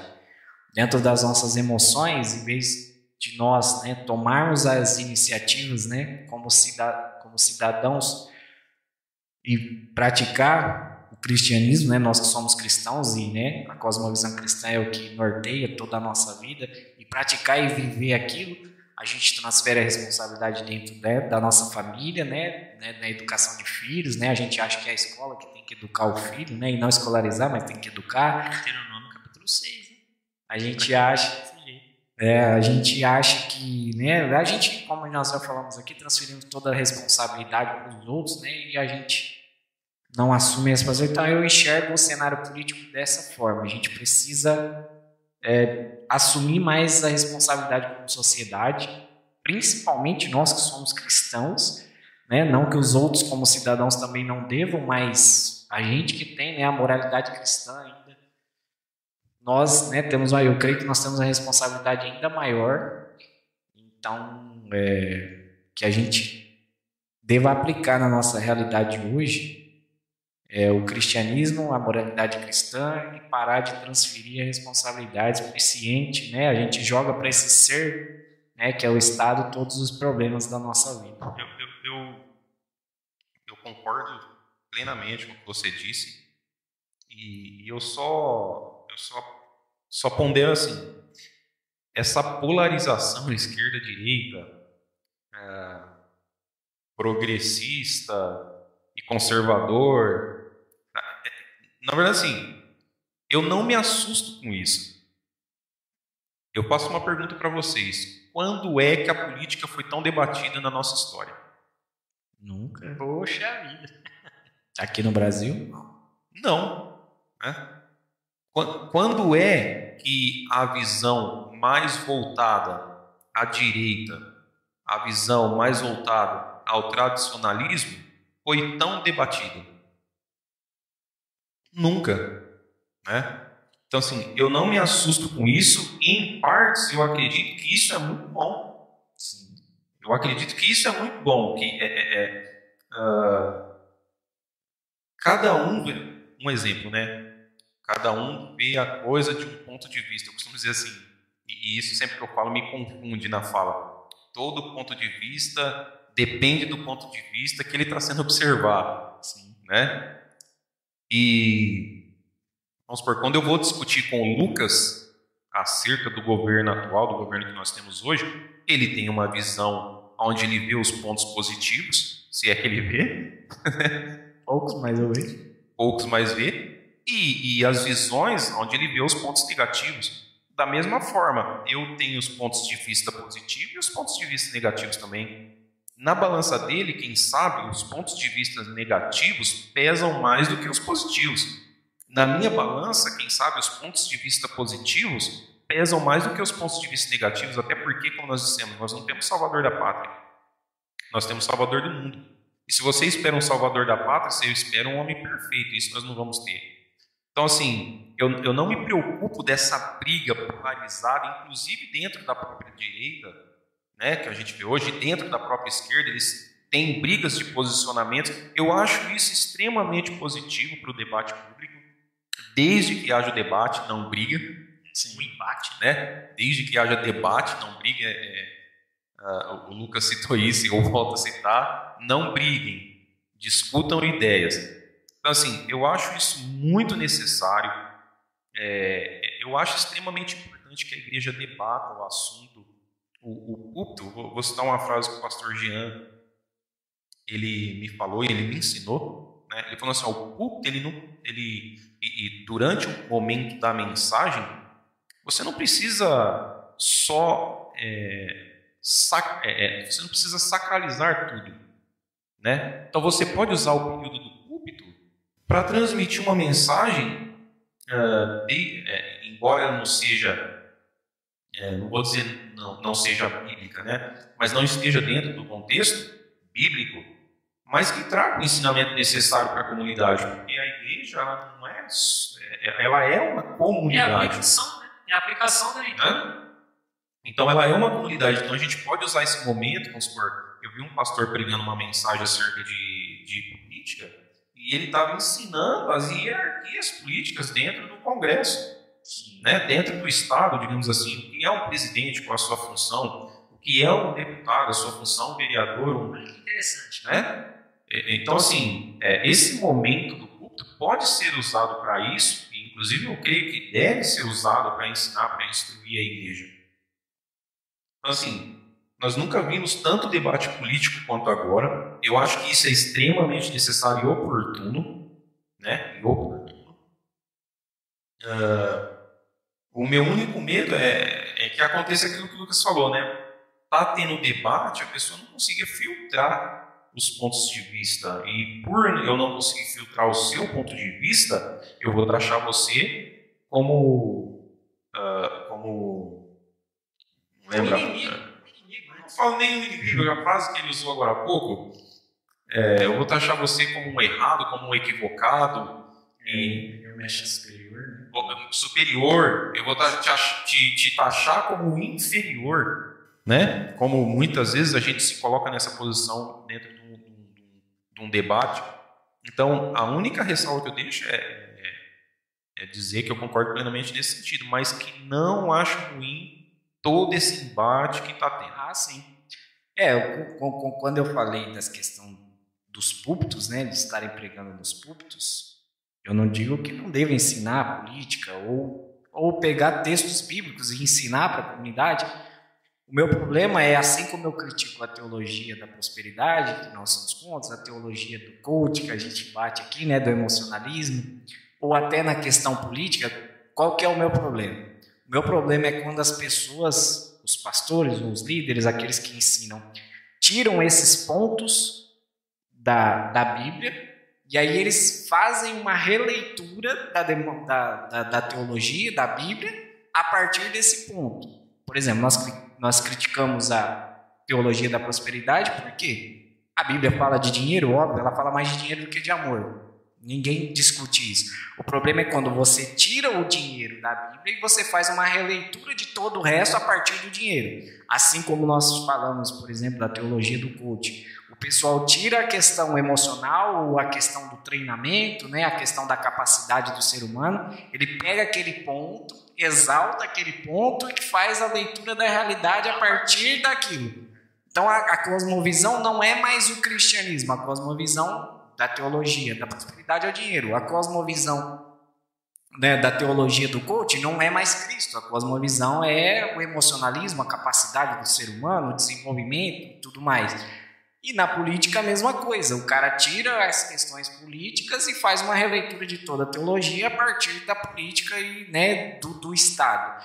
Então, o meu problema é exatamente esse, né? A gente tirar Cristo do óculos que a gente enxerga a nossa realidade e coloca outra coisa. Aí seja qualquer outra coisa, a política, o dinheiro, o emocionalismo, aí tem gente que leva para outros caminhos. Então, quando a gente critica essas teologias ou alguns ensinamentos que a gente vê por aí em alguns pontos, não é porque a gente se acha superior, é porque a gente tem esse princípio, né?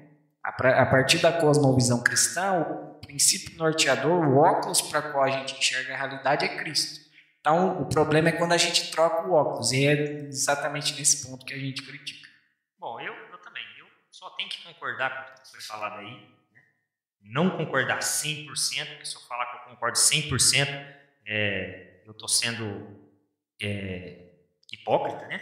Porque a gente, talvez, acho que o ponto mais crucial daqui, né, de tudo que nós estamos falando, é trazer luz para as pessoas que as Escrituras defendem uma ideia democrática, ok? Então, nós não podemos, por questão nenhuma, absoluta nenhuma, nos deixar levar, né? Deixar com que outros homens pensem por nós, né? Uma certa vez eu ouvi alguém falando isso, agora não lembro quem. Será que foi o João Madureira? Sei lá. Uma certa feita eu ouvi alguém falando sobre isso. Olha, não deixe ninguém pensar por você. Ouça os pensamentos, né? Talvez essa pessoa está caminhando há muito mais tempo que você nesse certo assunto, tudo bem. Mas deixar as outras pessoas pensarem por você, isso é uma idolatria. Isso, né? É permitir com que a ideologia de outro crie em você a possibilidade de você não pensar mais. Aí casa até com aquilo que eu citei lá de C.S. Lewis, né? E importa também a gente lembrar, a respeito de debate, essa coisa toda, que nem sempre que um debate é finalizado com uma falsa ou verdadeira sensação de que, né, um dos debatedores... Exatamente, que um dos debatedores venceu, realmente significa que houve uma verdade para um lado e uma mentira para o outro, né? Um erro certo para um lado e errado para o outro. Pode ser que só o que está acontecendo ali é falta de preparo de uma das partes, né? Claro, no caso, essa parte que perdeu. Sim. E E assim, eu acredito que isso contribua, né, cara? Porque o ano que vem vai ser um ano, cara, terrível. Terrível, cara, porque vai se montar todo um cenário de novo, que é assim, né, cara? Em tempo de eleição, dá para fazer até uma alegoria com o que acontecia antigamente com os comícios, né? Enquanto não tinha, era um cenário. Aí quando começa, todo mundo montar aquela coisa, aquela correria, né? Mas depois que acaba, vai tudo embora. E assim, eu espero em Cristo, cara, que a igreja ore mesmo, né? Ore mesmo para ter discernimento, que a igreja use os critérios mesmo, né? Que analise e enfim, que a igreja entenda que do mesmo jeito que aconteceu nas eleições passadas, né? Vai acontecer de novo. Ela, em partes, vai ser predominante aí na sua votação, e principalmente na sua influência. Então, que ela entenda mesmo, cara, que ela olhe para os seus, né, para os caras que forem para os púlpitos, que se os pastores autorizarem, enfim. Vai lá alguém lá se representar, sabe, que questione, que pergunte, que não seja, a palavra não era mais clara, idiota? Idiotas? Não, acho que é grego. Grego, é isso. Que não seja idiotas, né, de pensar em si mesmo, a luz lá na rua, pintar, enfim. Não, pense no compêndio, pense no coletivo, pense em todos. Porque fazendo assim, cara, você vai cumprir o que as escrituras dizem. Você vai pensar no teu próximo, né? Você vai amar o teu próximo. Você não vai pôr um cara lá que vai só beneficiar você, mas vai beneficiar todos, né? A todos, até porque você vai pagar para o cara fazer isso. Então, eu espero mesmo em Cristo, cara. Eu vou falar por mim, mas eu acho que vou falar por todos nessa minha fala. Eu espero que isso, tudo que nós transmitimos aqui, o que nós falamos aqui, não soa como algo prepotente, né? Algo de muito orgulho da nossa parte. Não, arrogante, né? São 3 pontos de vista, né? Exatamente. Inclusive, acho que nós até pensamos, assim, em termos de candidaturas, até um pensamento até totalmente diferente, eu acho. Mas não vamos entrar nesse assunto agora. Eu acredito que não. Eu tenho um pensamento muito voltado para o que o Lucas pensa. Glória a Deus. Diante do que eu ouço ele falar. Tá, glória a Deus. Então, quase igual. Não, é isso que eles estão falando. 100% não vai bater. Porque se tiver 100% é massificação. E é perigoso. Isso é perigoso. A não ser naquilo que é essencial das escrituras, que isso é negociável. Inegociável. Que é inegociável, que o restante haja de velocidade. Exatamente, cara. E é isso, cara. Mais alguma coisa aí, cara, para jogar na mesa? Eu só queria acrescentar assim, só peço para os cristãos que estão nos assistindo, envolvam-se com política, tá? Envolvam-se com política. O cristianismo, ele tem uma relação muito ampla com a política, com o Estado, né? O cristianismo, no decorrer da história, ele influenciou muito na educação, principalmente a partir de Lutero, influenciou significativamente, inclusive, com a teologia calvinista, né? Influenciou muito na educação, teologia reformada. Uma ação muito direta de John Calvin, né? Uma risadinha boa ali. Glória a Deus por isso. Então, o cristianismo ele influenciou muito na educação. O cristianismo ele influenciou muito no direito. Tanto que a base dos direitos fundamentais, a base dos direitos humanos, ela está alicerçada na questão da dignidade humana. E se tem uma religião que mais detalhou e colocou o homem como um ser digno, essa é a religião cristã. Nenhuma outra religião no mundo conseguiu empregar tamanha dignidade, né, para o ser humano quanto o cristianismo. Se pegar toda a maioria das religiões, você pode ver os deuses pedindo os homens para serem sacrificados, os homens em si se debruçando em favor dos deuses de uma maneira totalmente equivocada, a ponto de se matarem em si. Humilhante. Mas aí, ou outra questão, né? Algumas religiões, por exemplo, se uma mulher adulterasse, se você pegar uma religião mais tradicionalista, mais, digamos, do islamismo ainda hoje, radical, né? Mais radical, o que ele faria com essa mulher? Mataria, né? Essa é a lei deles. Aí você vê Jesus chegando diante de uma mulher adúltera, diante de uma grande quantidade de pessoas cobrando que ela fosse morta, e ele impede a morte dessa mulher, né? Ou você vê Paulo dentro de um contexto extremamente escravagista, um contexto onde os romanos imperavam e se achavam como até mesmo divinos, e todas as outras nações, principalmente as nações que eram dominadas, como seres inferiores e escravos, né? Você vai ver Paulo chegando e falar, ó, não há judeu, não há servo, não há livre, né? Não há homem, não há mulher, mas todos vocês são iguais, todos nós somos um em Cristo Jesus. Então, embora você vai acrescentar e colocar esse contexto dentro de uma questão, de uma condição espiritual, mas se você pegar filosoficamente e aplicar dentro do direito, você vai trazer essa aplicação colocando o ser humano dentro de uma dignidade que o coloca em igualdade com todos. Qual outra civilização ou qual outra religião que apresentou o ser humano nessa condição? Não vai ter. Então, o cristianismo ele está muito bem fundamentado, né? O cristianismo ele ajudou o Ocidente, as civilizações ocidentais, a aperfeiçoarem as suas leis, a aperfeiçoar o direito e aperfeiçoar os direitos humanos, né? Liberdade de pensar, liberdade de religião, igualdade na saúde, separação de poderes, justo, né? E fraternidade, né? Jesus falando, amai o próximo como a ti mesmo, ele coloca os Estados Unidos, o Brasil, todos dentro de uma questão de fraternidade, e as leis elas se basaram muito no cristianismo. Tem o cristianismo, a base, né, do indivíduo que a religião judaico-cristã apresenta, como aí um dos nortes para os direitos fundamentais do ser humano. Então, se envolvam com política, né? Aprendam sobre política. Dentro desse aprendizado, sejam políticos e permita que o Senhor direcione você e que, através da sua vida, o mundo possa ser influenciado, né? Como José fez isso, como Daniel fez isso e vários outros dentro da Bíblia. Amém.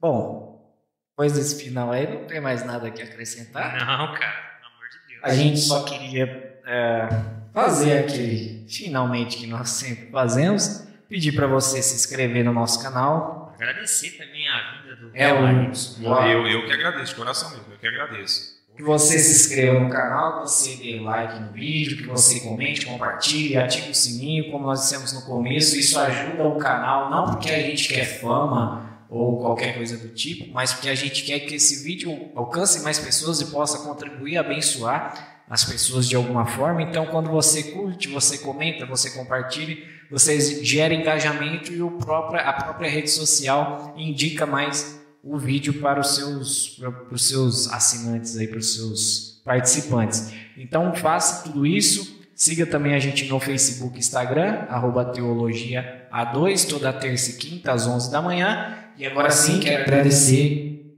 o nosso irmão, o nosso primeiro convidado aí que topou essa... Não, mas vai vir mais vezes aqui, impossível. Não, vai voltar. Vai Já tá, o convite está feito ao vivo, vai ficar gravado o convite.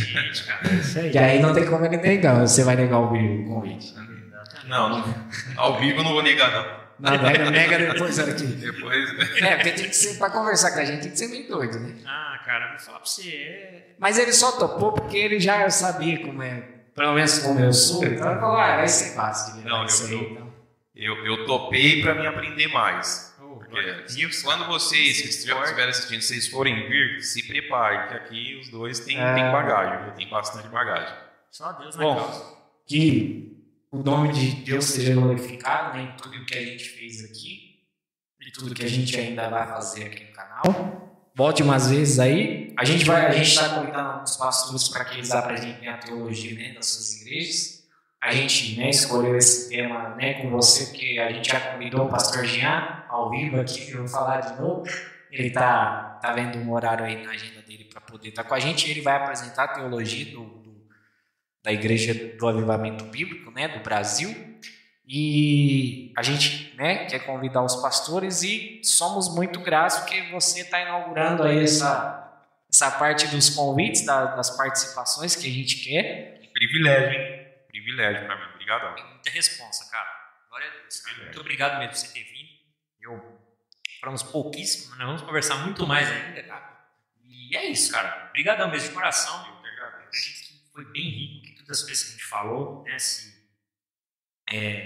Se as pessoas quiserem se aprofundar mais, vai assim, né, cara? Vai encontrar muito mais coisas nas escrituras a respeito de tudo que nós falamos, né? Sim. Cada citação que a gente fez. E só para finalizar mesmo, eu gostaria de fazer só uma citação de que Jacó Arminio falou. Vai lá. Só uma. O Jacó Arminio era um homem de Deus total. Ele falou o seguinte, ó, o poder de Deus é grande, mas obtém glória dos humildes. Então, que nós humildes aqui, venhamos dar glória a Deus, né? Com toda a nossa humildade, com toda a nossa simplicidade, porque ela, nossa diretora de imagem, está falando. Nossa diretora está... Então, obrigado, cara. A gente curta. Glória a Deus, cara. Conseguimos mais um, cara. Glória a Deus. Obrigado, Deus abençoe. Valeu, gente.